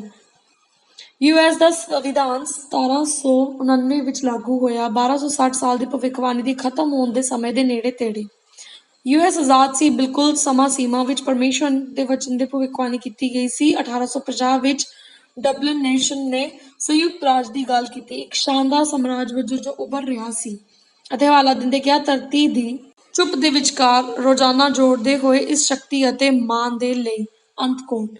ਤੁਸੀਂ ਦੇਖਦੇ ਹੋ ਕਿ ਉਸਦੇ ਦੋ ਸਿੰਘ ਹਨ, ਜਿਵੇਂ ਕਿ ਮੇਮਨੇ ਵਰਗੇ ਸਿੰਘ ਨੌਜਵਾਨਾਂ ਨਿਰਦੋਸ਼ਤਾ ਵੱਲ ਇਸ਼ਾਰਾ ਕਰਦੇ ਹਨ, ਅਤੇ ਨਿਮਰਤਾ ਜੋ ਕਿ ਇੱਕ ਚਰਿੱਤਰ ਦੀ ਫਿੱਟ ਤਰੀਕੇ ਨਾਲ ਪ੍ਰਤੀਨਿਧਤਾ ਕਰਦੀ ਹੈ। ਸੰਯੁਕਤ ਰਾਜ ਦਾ ਜਦੋਂ ਪੈਗੰਬਰ ਨੂੰ ਪੇਸ਼ ਕੀਤਾ ਜਾਂਦਾ ਹੈ, ਜਿਵੇਂ ਕਿ 1798 ਵਿੱਚ ਆਇਆ ਸੀ, ਮੇਮਨੇ ਵਰਗੇ ਸਿੰਘਾਂ ਵਾਲਾ ਜਾਨਵਰ ਬੋਲ ਰਿਹਾ ਹੈ, ਜਿਵੇਂ ਕਿ ਡਰੈਗਨ ਇੱਕ ਹੈਰਾਨੀਜਨਕ ਆਪਾ ਵਿਰੋਧ ਨਾਲ ਇਸ਼ਾਰਾ ਕਰਦਾ ਹੈ। ਇਹ ਦੇਸ਼ ਕੀ ਦਾਅਵਾ ਕਰਦੇ ਹਨ ਬਨਾਮ ਉਹ ਜੋ ਅਭਿਆਸ ਕਰਦੇ ਹਨ। ਇਹ ਭਵਿੱਖਬਾਣੀ ਹੈ ਕਿ ਇੱਕ ਡਰੈਗਨ ਵਜੋਂ ਬੋਲੇਗਾ ਅਤੇ ਪਹਿਲੇ ਜਾਨਵਰ ਦੀ ਸਾਰੀ ਸ਼ਕਤੀ ਦੀ ਕਸਰਤ ਉਹ ਕਰੇਗਾ। ਸਪਸ਼ਟ ਰੂਪ ਵਿੱਚ ਆਤਮਾ ਦੇ ਵਿਕਾਸ ਦੀ ਭਵਿੱਖਬਾਣੀ ਕਰਦਾ ਹੈ। ਅਸਹਿਣਸ਼ੀਲਤਾ ਅਤੇ ਅਤਿਆਚਾਰ ਆਉਣ ਵਾਲੇ ਹਨ। ਇੱਕ ਦੂਜੇ ਜਾਨਵਰ ਨੂੰ ਦੋ ਦੁਖਦਾਈ ਚੀਜ਼ਾਂ ਕੀ ਕਰਦੀਆਂ ਹਨ, ਲੋਕਾਂ ਨੂੰ ਕੀ ਕਰਨ ਦਾ ਕਾਰਨ ਹੈ। ਪ੍ਰਕਾਸ਼ਨ 13 ਦੀ 12 ਅਤੇ 16। ਅਤੇ ਉਹ ਸਾਰੇ ਅਧਿਕਾਰਾਂ ਦੀ ਵਰਤੋਂ ਕਰਦਾ ਹੈ, ਉਸਦੀ ਮੌਜੂਦਗੀ ਵਿੱਚ ਪਹਿਲੇ ਜਾਨਵਰ ਦਾ ਅਤੇ ਧਰਤੀ ਦੇ ਉੱਤੇ ਰਹਿਣ ਵਾਲੇ ਲੋਕਾਂ ਦਾ ਕਾਰਨ ਬਣਦੀ ਹੈ। ਇਸ ਵਿੱਚ ਪਹਿਲੇ ਜਾਨਵਰ ਦੀ ਪੂਜਾ ਕਰਨਾ, ਜਿਸ ਦਾ ਘਾਤਕ ਜ਼ਖਮ ਠੀਕ ਹੋ ਗਿਆ ਸੀ, ਉਹ ਸਭ ਕੁਝ ਛੋਟੇ ਅਤੇ ਮਹਾਨ, ਅਮੀਰ ਅਤੇ ਗਰੀਬ ਦੋਹਾਂ ਦਾ ਕਾਰਨ ਬਣਦਾ ਹੈ। ਆਜ਼ਾਦ ਅਤੇ ਗੁਲਾਮ ਇੱਕ ਹੀ ਨਿਸ਼ਾਨ ਪ੍ਰਾਪਤ ਕਰਨ ਦੇ ਲਈ, ਅਤੇ ਉਸਦੇ ਸੱਜੇ ਹੱਥ ਤੇ ਜਾਂ ਮੱਥੇ ਤੇ। ਅਮਰੀਕਾ ਲੋਕਾਂ ਨੂੰ ਮਜਬੂਰ ਕਰਨ ਵਿੱਚ ਅਗਵਾਈ ਕਰੇਗਾ ਤਾਂ ਜੋ ਜਾਨਵਰ ਦਾ ਨਿਸ਼ਾਨ ਪ੍ਰਾਪਤ ਕੀਤਾ ਜਾ ਸਕੇ। ਇਹ ਸ਼ਾਨਦਾਰ ਦੇਸ਼ ਛੇਤੀ ਹੀ ਧਾਰਮਿਕ ਆਜ਼ਾਦੀ ਨੂੰ ਨਕਾਰਦੇ ਹਨ ਅਤੇ ਲੋਕਾਂ ਨੂੰ ਝੂਠੀ ਪੂਜਾ ਕਰਨ ਦੇ ਵਿੱਚ ਮਜਬੂਰ ਕਰਦੇ ਹਨ। ਜਦੋਂ ਪ੍ਰਮੁੱਖ ਚਰਚ ਸੰਯੁਕਤ ਰਾਜ ਅਮਰੀਕਾ ਦੀ ਇਕਜੁੱਟਤਾ ਸਿਧਾਂਤ ਦੇ ਉੱਤੇ ਸਾਂਝੇ ਨੁਕਤਿਆਂ ਦੇ ਉੱਤੇ ਬਣਿਆ, ਉਹ ਆਪਣੇ ਹੁਕਮਾਂ ਨੂੰ ਲਾਗੂ ਕਰਨ ਲਈ ਰਾਜ ਨੂੰ ਪ੍ਰਭਾਵਿਤ ਕਰਨਗੇ, ਆਪਣੀ ਸੰਸਥਾਵਾਂ ਨੂੰ ਕਾਇਮ ਰੱਖਣ ਦੇ ਲਈ। ਫਿਰ ਪ੍ਰੋਟੈਸਟੈਂਟ ਅਮਰੀਕਾ ਰੋਮ ਦਰੇਜਬੰਦੀ ਦਾ ਚਰਿੱਤਰ ਬਣ ਜਾਵੇਗਾ ਅਤੇ ਇਸ ਸਿਵਲ ਜੁਰਮਾਨੇ ਵਿੱਚ ਜਿਸ ਦਾ ਨਤੀਜਾ ਲਾਜ਼ਮੀ ਤੌਰ ਤੇ ਹੋਵੇਗਾ। ਦੂਜਾ ਜਾਨਵਰ ਲੋਕਾਂ ਨੂੰ ਕਿਵੇਂ ਮਨਾਏਗਾ ਕਿ ਉਹ ਉਸਦੀ ਗੱਲ ਸੁਣਨਗੇ। ਪ੍ਰਕਾਸ਼ਨ 13 ਦੀ 13। ਉਹ ਬਹੁਤ ਵਧੀਆ ਸੰਕੇਤ ਦਿੰਦੇ ਹਨ ਤਾਂ ਜੋ ਅੱਗ ਨੂੰ ਸਵਰਗ ਤੋਂ ਹੇਠਾਂ ਵੀ ਲੈ ਜਾਵੇ। ਮਨੁੱਖਾਂ ਦੀ ਨਜ਼ਰ ਵਿੱਚ ਧਰਤੀ ਦੇ ਉੱਤੇ ਅਤੇ ਉਹ ਰਹਿਣ ਵਾਲੇ ਲੋਕਾਂ ਨੂੰ ਧੋਖਾ ਦਿੰਦਾ ਹੈ। ਧਰਤੀ ਦੇ ਉਹਨਾਂ ਦੇ ਸੰਕੇਤਾਂ ਦੁਆਰਾ ਜੋ ਉਸਨੂੰ ਦਿੱਤੇ ਗਏ ਸਨ। ਜਾਨਵਰ ਨੂੰ ਦੇਖ ਕੇ ਧਰਤੀ ਤੇ ਰਹਿਣ ਵਾਲੇ ਲੋਕਾਂ ਨੂੰ ਇਹ ਕਹਿਣਾ ਕਿ ਉਹ ਬਣਾਉਣਾ ਜ਼ਖਮੀ ਹੋਏ ਜਾਨਵਰ ਦਾ ਇੱਕ ਚਰਿੱਤਰ ਤਲਵਾਰ ਅਤੇ ਨਾਲ ਜਿਉਂਦਾ ਰਹੇ। ਇੱਕ ਚਿੱਤਰ ਇੱਕ ਨਕਲ ਹੈ, ਇਸ ਵਿੱਚ ਅਸਲੀ ਗੁਣ ਹਨ। ਇੱਕੋ ਇੱਕ ਅਜਿਹੀ ਈਸਾਈ ਜਿਸ ਵਿੱਚ ਇਹਨਾਂ ਸਾਰੀਆਂ ਵਿਸ਼ੇਸ਼ਤਾਵਾਂ ਵਿੱਚੋਂ ਸਾਰੀਆਂ 8 ਵਿਸ਼ੇਸ਼ਤਾਵਾਂ ਹਨ। ਇਤਿਹਾਸ ਵਿੱਚ ਰੋਮਨ ਕੈਥੋਲਿਕ ਪ੍ਰਣਾਲੀ ਹੈ ਜੋ ਕਿ ਖੁਲਾਸਾ 13 ਦਾ ਪਹਿਲਾ ਜਾਨਵਰ ਹੈ। ਦੋਸਤੋ, ਇਤਿਹਾਸ ਵਿੱਚ ਜਾਓ ਅਤੇ ਆਪਣੇ ਵਾਸਤੇ ਇਸ ਦੀ ਜਾਂਚ ਕਰੋ। ਇਹ ਇੱਕ ਅਜਿਹੀ ਸ਼ਕਤੀ ਸੀ ਜਿਸ ਨੇ ਰਾਜ ਦੇ ਸਰੋਤਾਂ ਦੀ ਵਰਤੋਂ ਕੀਤੀ ਇਸ ਦੇ ਸਿਧਾਂਤਾਂ ਨੂੰ ਲਾਗੂ ਕਰਨ ਦੇ ਲਈ, ਭਾਵੇਂ ਇਹ ਸਿਧਾਂਤ ਰੱਬ ਦੇ ਪਰਮੇਸ਼ਵਰ ਦੇ ਵਚਨ ਤੋਂ ਉਲਟ ਸਨ। ਦੂਜਾ ਜਾਨਵਰ ਵੀ ਅਜਿਹਾ ਹੀ ਕਰੇਗਾ। ਭਵਿੱਖ ਸਾਨੂੰ ਇਸੇ ਤਰ੍ਹਾਂ ਦੱਸਦੀ ਹੈ ਭਵਿੱਖਬਾਣੀ। ਅਸੀਂ ਆਪਣੇ ਦਿਨਾਂ ਵਿੱਚ ਪਹਿਲਾਂ ਵੀ ਇਸ ਸੰਕੇਤ ਤੋਂ ਦੇਖ ਰਹੇ ਸਾਂ। ਦੂਜਾ ਜਾਨਵਰ ਬਾਈਕਾਟ ਅਤੇ ਜਾਨੋਂ ਮਾਰਨ ਲਈ ਧਮਕੀਆਂ ਦੀ ਵਰਤੋਂ ਕਰੇਗਾ ਤਾਂ ਜੋ ਲੋਕਾਂ ਨੂੰ ਲਾਈਨ ਵਿੱਚ ਧੱਕ ਦਿੱਤਾ ਜਾਵੇ। ਖੁਲਾਸਾ 13 ਦੀ 15 ਤੋਂ 17। ਸ਼ਾਸਤਰ ਅਨੁਸਾਰ ਨਿਸ਼ਾਨ ਲਾਗੂ ਕੀਤਾ ਜਾਵੇਗਾ। ਕਿਸੇ ਵੀ ਅਨਿਸ਼ਚਿਤ ਵਿਅਕਤੀ ਅਤੇ ਆਰਥਿਕ ਪਾਬੰਦੀਆਂ ਲਗਾ ਕੇ ਚਿੰਨ੍ਹ ਨੂੰ ਸਵੀਕਾਰ ਕਰਨਗੇ। ਇਹ ਚਿੱਤਰ ਚਰਚ ਅਤੇ ਰਾਜ ਦੀ ਜ਼ਬਰਦਸਤੀ ਆਰਾਧਨਾ ਨਾਲ ਹੋਵੇਗਾ। ਮੇਮਨੇ ਵਰਗਾ ਜਾਨਵਰ ਡਰੈਗਨ ਦੇ ਤੌਰ ਤੇ ਬੋਲੇਗਾ, ਯਾਦ ਰੱਖੋ ਕਿ ਪਰਮੇਸ਼ਵਰ ਸਾਡੀ ਪੂਜਾ ਜਾਂ ਆਗਿਆ ਕਰਨ ਨੂੰ ਮਜਬੂਰ ਨਹੀਂ ਕਰਦਾ। ਪਿਆਰ ਵਿੱਚ ਉਹ ਹਮੇਸ਼ਾ ਸਾਨੂੰ ਆਪਣੀ ਪਸੰਦ ਦੀ ਆਜ਼ਾਦੀ ਦਿੰਦਾ ਹੈ। ਸਾਨੂੰ ਰੱਬ ਜਾਂ ਮਨੁੱਖ ਦੀ ਪਾਲਣਾ, ਇਹ ਹੁਣ ਸਾਨੂੰ ਚੁਣਨਾ ਹੈ ਕਿ ਸਾਨੂੰ ਕੀ ਕਰਨਾ ਹੈ। ਸ਼ਾਗਿਰਦਾਂ ਨੇ ਇਸ ਬਾਰੇ ਕੀ ਕਿਹਾ ਹੈ? ਪਰ ਪਤਰਸ ਅਤੇ ਹੋਰਾਂ ਨਾਂ ਦੇ ਲੋਕ ਜਵਾਬ ਦਿੱਤਾ ਅਤੇ ਕਿਹਾ, ਸਾਨੂੰ ਮਨੁੱਖ ਦੀ ਬਜਾਏ ਰੱਬ ਦੀ ਪਾਲਣਾ ਕਰਨੀ ਚਾਹੀਦੀ ਹੈ। ਮੱਤੀ 15 ਦੀ 9 ਵਿੱਚ। ਅਤੇ ਉਹ ਮੇਰੀ ਆਰਾਧਨਾ ਕਰਦੇ ਹਨ। ਯਿਸੂ ਕਹਿੰਦਾ ਹੈ ਕਿ ਮਨੁੱਖ ਦੇ ਹੁਕਮਾਂ ਨੂੰ ਸਿਧਾਂਤਾਂ ਦੇ ਤੌਰ ਤੇ ਸਿਖਾਉਣਾ। ਇਹ ਸਾਨੂੰ ਚੇਤਾਵਨੀ ਦਿੰਦਾ ਹੈ ਕਿ ਕੋਈ ਮਤਲਬ ਨਹੀਂ ਹੈ ਕਿ ਮਨੁੱਖ ਦੀ ਸਿੱਖਿਆਵਾਂ ਦੇ ਅਨੁਸਾਰ, ਕਿਉਂਕਿ ਇਹ ਬੇਹੂਦਾ, ਬੇਅਸਰ, ਬੇਕਾਰ ਅਤੇ ਮੂਰਖਤਾਪੂਰਨ ਹਨ। ਮੈਂ ਯਕੀਨੀ ਬਣਾਉਣ ਲਈ ਕੀ ਕਰ ਸਕਦੀ ਹਾਂ ਮੈਨੂੰ ਜਾਨਵਰ ਦਾ ਨਿਸ਼ਾਨ ਨਾ ਮਿਲੇ। ਪ੍ਰਕਾਸ਼ਨ 14 ਦੀ 12 ਕਹਿੰਦੀ ਹੈ, ਇੱਥੇ ਸੰਤਾਂ ਦਾ ਸਬਰ ਹੈ। ਇੱਥੇ ਉਹ ਲੋਕ ਹਨ ਜੋ ਹੁਕਮਾਂ ਨੂੰ ਕਾਇਮ ਰੱਖਦੇ ਹਨ, ਪਰਮੇਸ਼ਵਰ ਅਤੇ ਯਿਸੂ ਤੇ ਵਿਸ਼ਵਾਸ ਰੱਖਦੇ ਹਨ। ਪਰਮੇਸ਼ਵਰ ਦੇ ਸੰਤ ਉਸ ਦੇ ਬਚ ਗਏ ਹਨ ਜੋ ਜਿਉਂਦੇ ਹਨ ਹਮੇਸ਼ਾ ਸਵਰਗ ਵਿੱਚ, ਕਿਉਂਕਿ ਉਹ ਰੱਖੇ ਗਏ ਸਨ। ਪਰਮੇਸ਼ਵਰ ਦੇ ਸਾਰੇ ਹੁਕਮਾਂ ਨੂੰ ਮੰਨ ਕੇ ਉਹ ਚੱਲੇ ਸਨ। ਸਾਨੂੰ ਇਸ ਚਰਿੱਤਰ ਦੇ ਨਾਲ ਜੁੜਦੇ ਹੋਏ ਅਤੇ ਯਿਸੂ ਨਾਲ ਆਪਣੇ ਪਿਆਰ ਵਿੱਚ ਸਾਨੂੰ ਪੈਣਾ ਚਾਹੀਦਾ ਹੈ ਅਤੇ ਉਸ ਵਰਗਾ ਬਣਨਾ ਚਾਹੁੰਦੇ ਹਨ, ਕਿਉਂਕਿ ਯਿਸੂ ਨੇ ਹੁਕਮ ਜਾਰੀ ਰੱਖੇ ਹੋਏ ਸਨ।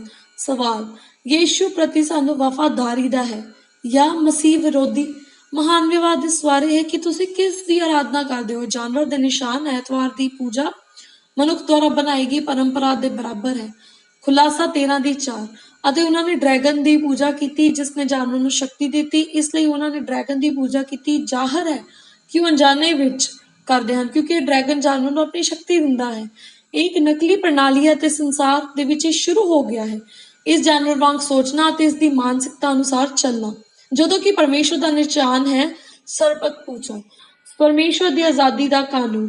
ਉਹ ਧਨ ਹਨ, ਪ੍ਰਕਾਸ਼ਨ 22:14 ਕਹਿੰਦੀ ਹੈ, ਉਸਦੇ ਹੁਕਮਾਂ ਦਾ ਜੋ ਪਾਲਨ ਕਰਦੇ ਹਨ ਉਹਨਾਂ ਨੂੰ ਅਧਿਕਾਰ ਮਿਲਦਾ ਹੈ ਹਰੇਕ ਵਿਅਕਤੀ ਜੀਵਨ ਦੇ ਰੁੱਖ ਤੱਕ ਲਈ। ਹਰੇਕ ਵਿਅਕਤੀ ਨੂੰ ਇਹ ਫੈਸਲਾ ਕਰਨਾ ਪੈਂਦਾ ਹੈ ਪਰਮੇਸ਼ਵਰ ਦੇ ਵਿਰੁੱਧ ਜਾਂ ਪਰਮੇਸ਼ਵਰ ਦੇ ਵੱਲ। ਮੱਤੀ 12:3 ਉਹ ਕਹਿੰਦਾ ਹੈ, ਜੋ ਮੇਰੇ ਨਾਲ ਨਹੀਂ ਉਹ ਮੇਰੇ ਵਿਰੁੱਧ ਹਨ ਅਤੇ ਜੋ ਮੇਰੇ ਨਾਲ ਨਹੀਂ ਮਿਲਦਾ ਉਹ ਵਿਦੇਸ਼ਾਂ ਵਿੱਚ ਖਿੰਡ ਜਾਂਦਾ ਹੈ। ਇਕੱਠੇ ਹੋ ਰਹੇ ਮਾਨਵਤਾ ਦੇ ਇਕੱਠ ਦੀ ਤਸਵੀਰ ਉਹਨਾਂ ਤੋਂ ਪਹਿਲਾਂ ਵਾੜ ਹੈ। ਵਾੜ ਦੇ ਇੱਕ ਪਾਸੇ ਯੀਸ਼ੂ ਮੁਸਕਰਾ ਰਿਹਾ ਹੈ, ਦੂਜੇ ਪਾਸੇ ਸ਼ੈਤਾਨ ਪਿੱਛੇ ਪਿੱਛੇ ਗਤੀ ਕਰਦਾ ਹੈ। ਯੀਸ਼ੂ ਅਤੇ ਸ਼ੈਤਾਨ ਦੋਵੇਂ ਹੀ ਜਨਤਾ ਨੂੰ ਬੁਲਾਉਣਾ ਸ਼ੁਰੂ ਕਰਦੇ ਹਨ। ਇੱਕ ਇੱਕ ਕਰਕੇ ਹਰ ਵਿਅਕਤੀ ਆਪਣੇ ਆਪ ਦਾ ਫੈਸਲਾ ਕਰਦਾ ਹੈ, ਜਿਨ੍ਹਾਂ ਨੂੰ ਉਹ ਆਪਣੇ ਮਾਲਕ ਯੀਸ਼ੂ ਜਾਂ ਸ਼ੈਤਾਨ ਦੇ ਰੂਪ ਵਿੱਚ ਚੁਣਦੇ ਹਨ। ਆਖਰੀ ਆਦਮੀ ਅਜਿਹਾ ਨਾ ਕਰਨ ਦਾ ਫੈਸਲਾ ਕਰਦਾ ਹੈ। ਇਸ ਦੀ ਬਜਾਏ ਕਿਸੇ ਵੀ ਗਰੁੱਪ ਵਿੱਚ ਸ਼ਾਮਿਲ ਹੋਵੇ, ਉਹ ਵਾੜ ਤੇ ਚੜ ਜਾਂਦਾ ਹੈ ਅਤੇ ਉਸ ਨੂੰ ਫੜਦਾ ਹੈ ਅਤੇ ਉਹ ਇਸ ਨੂੰ ਚਾਹੁੰਦੇ ਹਨ। ਇਸ ਲਈ ਯੀਸ਼ੂ ਆਪਣੇ ਪੈਰਾਕਾਰਾਂ ਵੱਲ ਮੁੜਦਾ ਹੈ ਅਤੇ ਅਲੋਪ ਹੋ ਜਾਂਦਾ ਹੈ ਅਤੇ ਸ਼ੈਤਾਨ ਆਪਣੇ ਗਰੁੱਪ ਨਾਲ ਚਲਾ ਜਾਂਦਾ ਹੈ। ਵਾੜ ਤੇ ਬੈਠਾ ਆਦਮੀ ਇਕੱਲਾ ਬੈਠਾ ਹੋਇਆ ਸੀ, ਮੁਸਕਰਾ ਰਿਹਾ ਸੀ। ਉਹ ਆਪਣਾ ਨੂੰ ਬਹੁਤ ਚਲਾਕ ਸੋਚ ਰਿਹਾ ਸੀ, ਪਰ ਅਚਾਨਕ ਉਸ ਨੂੰ ਉਸ ਵੱਲ ਇੱਕ ਰੂਪ ਆਉਂਦਾ ਦਿਖਾਈ ਦਿੰਦਾ ਹੈ। ਉਸ ਨੂੰ ਅਹਿਸਾਸ ਹੁੰਦਾ ਹੈ ਕਿ ਉਹ ਸ਼ੈਤਾਨ ਹੈ ਅਤੇ ਕੰਬਣ ਵਾਲਾ ਹੈ। ਬਦਮਾਸ਼ ਮੰਗ ਕਰਦਾ ਹੈ, ਚਲੋ ਚਲੋ ਚਲੋ। ਹੈਰਾਨ ਹੋ ਕੇ ਆਦਮੀ ਜਵਾਬ ਦਿੰਦਾ ਹੈ, ਨਹੀਂ, ਮੈਂ ਤੈਨੂੰ ਨਹੀਂ ਚੁਣਿਆ, ਮੈਂ ਕਿਸੇ ਨੂੰ ਨਹੀਂ ਚੁਣਿਆ। ਸ਼ੈਤਾਨ ਮੁਸਕਰਾਉਂਦੇ ਹੋਏ ਕਹਿੰਦਾ ਹੈ, ਹਾਂ ਤੁਸੀਂ ਕੀਤਾ ਸੀ, ਤੂੰ ਵੇਖ ਮੈਂ ਉਸ ਵਾਰ ਦਾ ਮਾਲਕ ਹਾਂ। ਦੋਸਤੋ, ਮੇਰੇ ਮਨ ਵਿੱਚ ਕੋਈ ਸ਼ੱਕ ਨਹੀਂ ਕਿ ਕਿਸ ਪਾਸੇ ਜਿਸ ਵਾਰ ਤੇ ਮੈਂ ਕੰਮ ਕਰਨਾ ਚਾਹੁੰਦੀ ਹਾਂ। ਤੁਹਾਡਾ ਕੀ ਖਿਆਲ ਹੈ? ਯੀਸ਼ੂ ਚੇਤਾਵਨੀ ਦਿੰਦਾ ਹੈ, ਜੋ ਵੀ ਮੇਰੇ ਨਾਲ ਨਹੀਂ ਹੈ ਉਹ ਮੇਰੇ ਵਿਰੁੱਧ ਹੈ। ਦੋਸਤੋ, ਫੈਸਲਾ ਇੱਕ ਹੀ ਹੈ। ਜੇ ਤੁਸੀਂ ਮਸੀਹ ਨੂੰ ਆਪਣਾ ਦਾਵਾ ਨਹੀਂ ਕਰ ਰਹੇ ਹੋ ਤੁਹਾਡੀ ਨਿੱਜੀ ਮੁਕਤੀ ਦਾਤਾ ਵਜੋਂ, ਫਿਰ ਤੁਹਾਨੂੰ ਕੌਣ ਬਚਾਏਗਾ? ਬਾਈਬਲ ਸਾਫ਼ ਕਹਿੰਦੀ ਹੈ, ਯੀਸ਼ੂ ਦਰਵਾਜ਼ਾ ਹੈ, ਸਵਰਗ ਦਾ ਦਰਵਾਜ਼ਾ, ਅੰਦਰ ਜਾਣ ਦਾ ਇੱਕੋ ਇੱਕ ਤਰੀਕਾ।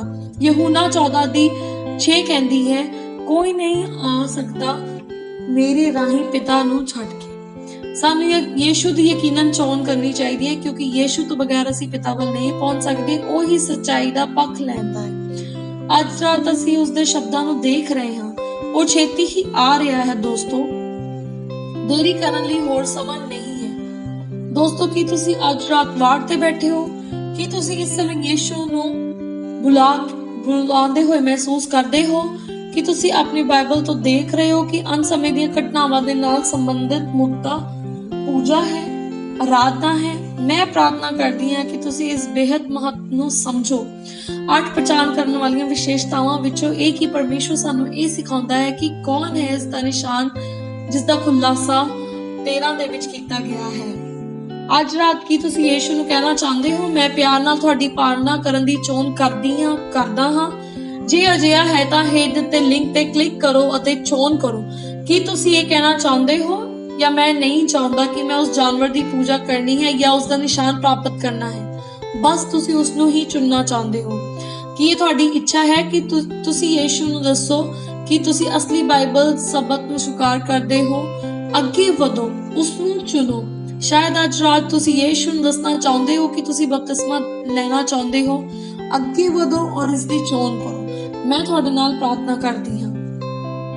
ਸਵਰਗ ਪਿਤਾ ਜੀ, ਮੈਂ ਪ੍ਰਾਰਥਨਾ ਕਰਦੀ ਹਾਂ ਕਿ ਤੁਸੀਂ ਕਿਸੇ ਹਰ ਇੱਕ ਵਿਅਕਤੀ ਨੂੰ ਜਿਹੜਾ ਇਸ ਵੇਲੇ ਦੇਖ ਰਿਹਾ ਉਸ ਨੂੰ ਦਿਲਾਸਾ ਦਿਓ, ਜੋ ਇਸ ਸਮੇਂ ਤੁਹਾਡੇ ਪਰਮੇਸ਼ਵਰ, ਤੁਹਾਡੇ ਵਚਨ ਔਰ ਤੁਹਾਡੇ ਵਚਨ ਦੇ ਸੰਬੰਧਿਤ ਕੁਸ਼ਤੀ ਵਿੱਚ ਕਰ ਹੈ। ਮੈਂ ਪ੍ਰਾਰਥਨਾ ਕਰਦੀ ਹਾਂ ਅਸੀਂ ਹਰੇਕ ਨੂੰ ਤੁਹਾਡੇ ਪਛਾਣ ਦੇ ਨੁਕਤਿਆਂ ਨੂੰ ਸਪਸ਼ਟ ਰੂਪ ਵਿੱਚ ਦੇਖੀਏ। ਬਾਈਬਲ ਵਿੱਚ ਇਹ ਭਵਿੱਖਬਾਣੀ ਕੀਤੀ ਗਈ ਹੈ ਕਿ ਜਾਨਵਰ ਕੌਣ ਹੈ ਅਤੇ ਉਸ ਦਾ ਨਿਸ਼ਾਨ। ਅਸੀਂ ਜਾਣਦੇ ਹਾਂ ਕਿ ਤੁਸੀਂ ਛੇਤੀ ਆ ਰਹੇ ਹੋ। ਸਾਡੇ ਵਿੱਚੋਂ ਹਰੇਕ ਨੂੰ ਆਪਣਾ ਨਿੱਜੀ ਫੈਸਲਾ ਕਰਨਾ ਪੈਂਦਾ ਹੈ ਕਿ ਅਸੀਂ ਕਿਸ ਪਾਸੇ ਹਾਂ, ਪਰ ਇਸ ਸਮੇਂ ਹਰ ਇੱਕ ਵਿਅਕਤੀ ਪ੍ਰਭੂ ਨਾਲ ਰਹੇ, ਇੱਕ ਵਿਸ਼ੇਸ਼ ਤਰੀਕੇ ਨਾਲ ਆਪਣੇ ਵਚਨ ਦੇ ਵਿੱਚ ਉਹਨਾਂ ਦਾ ਮਾਰਗਦਰਸ਼ਨ ਕਰਨ ਲਈ ਆਪਣੇ ਪਵਿੱਤਰ ਆਤਮਾ ਨੂੰ ਭੇਜੋ। ਮੈਂ ਜਾਣਦੀ ਹਾਂ ਕਿ ਇਸ ਸਮੇਂ ਕੁਝ ਲੋਕ ਜੋ ਕਿ ਇਹ ਸੁਣ ਰਹੇ ਸਨ, ਉਹ ਜੋ ਮੇਰੇ ਨਾਲ ਯਹੋਸ਼ੂ ਵਾਂਗ ਵਚਨਬੱਧ ਹਨ, ਉਹ ਮੇਰੇ ਅਤੇ ਮੇਰੇ ਘਰ ਲਈ ਮੈਂ ਸੇਵਾ ਕਰਦੀ ਹਾਂ ਅਤੇ ਮੈਂ ਤੁਹਾਡੀ ਸੇਵਾ ਕਰਨ ਦੀ ਚੋਣ ਕਰਦੀ ਹਾਂ। ਈਸਾ ਮਸੀਹ ਦੇ ਕੀਮਤੀ ਅਤੇ ਸ਼ਕਤੀਸ਼ਾਲੀ ਨਾਮ ਦੇ ਵਿੱਚ, ਆਮੀਨ। ਯਾਦ ਰੱਖੋ, ਸਾਡਾ ਲਾਈਵ ਬਾਈਬਲ ਇੰਸਟ੍ਰਕਟਰ ਖੜੇ ਹਨ ਤੁਹਾਡੇ ਸਵਾਲਾਂ ਦੇ ਜਵਾਬ ਦੇਣ ਦੇ ਲਈ। ਬਸ ਹੇਠ ਲਿਖੇ ਤੇ ਲਿੰਕ ਤੇ ਕਲਿੱਕ ਕਰੋ। ਮੇਰੇ ਨਾਲ ਇਸ ਸਮੇਂ ਨੂੰ ਬਿਤਾਉਣ ਲਈ ਤੁਹਾਡਾ ਬਹੁਤ ਬਹੁਤ ਧੰਨਵਾਦ। ਕੱਲ ਨੂੰ ਆਪਾਂ 7 ਵਜੇ ਮੇਰੇ ਨਾਲ ਫੇਰ ਜੁੜੋ ਇੱਕ ਦਿਲਚਸਪ ਵਿਸ਼ੇ ਵਾਸਤੇ, ਹਾਰਡ ਲੌਰਡ, ਬਾਈਬਲ ਦੀ ਭਵਿੱਖਬਾਣੀ ਨੂੰ ਅਨਲੌਕ ਕਰਨ ਤੇ। ਪਰਮੇਸ਼ਵਰ ਦਾ ਰਸਤਾ ਚੁਣੋ। ਗੁੱਡ ਨਾਈਟ ਦੋਸਤੋ।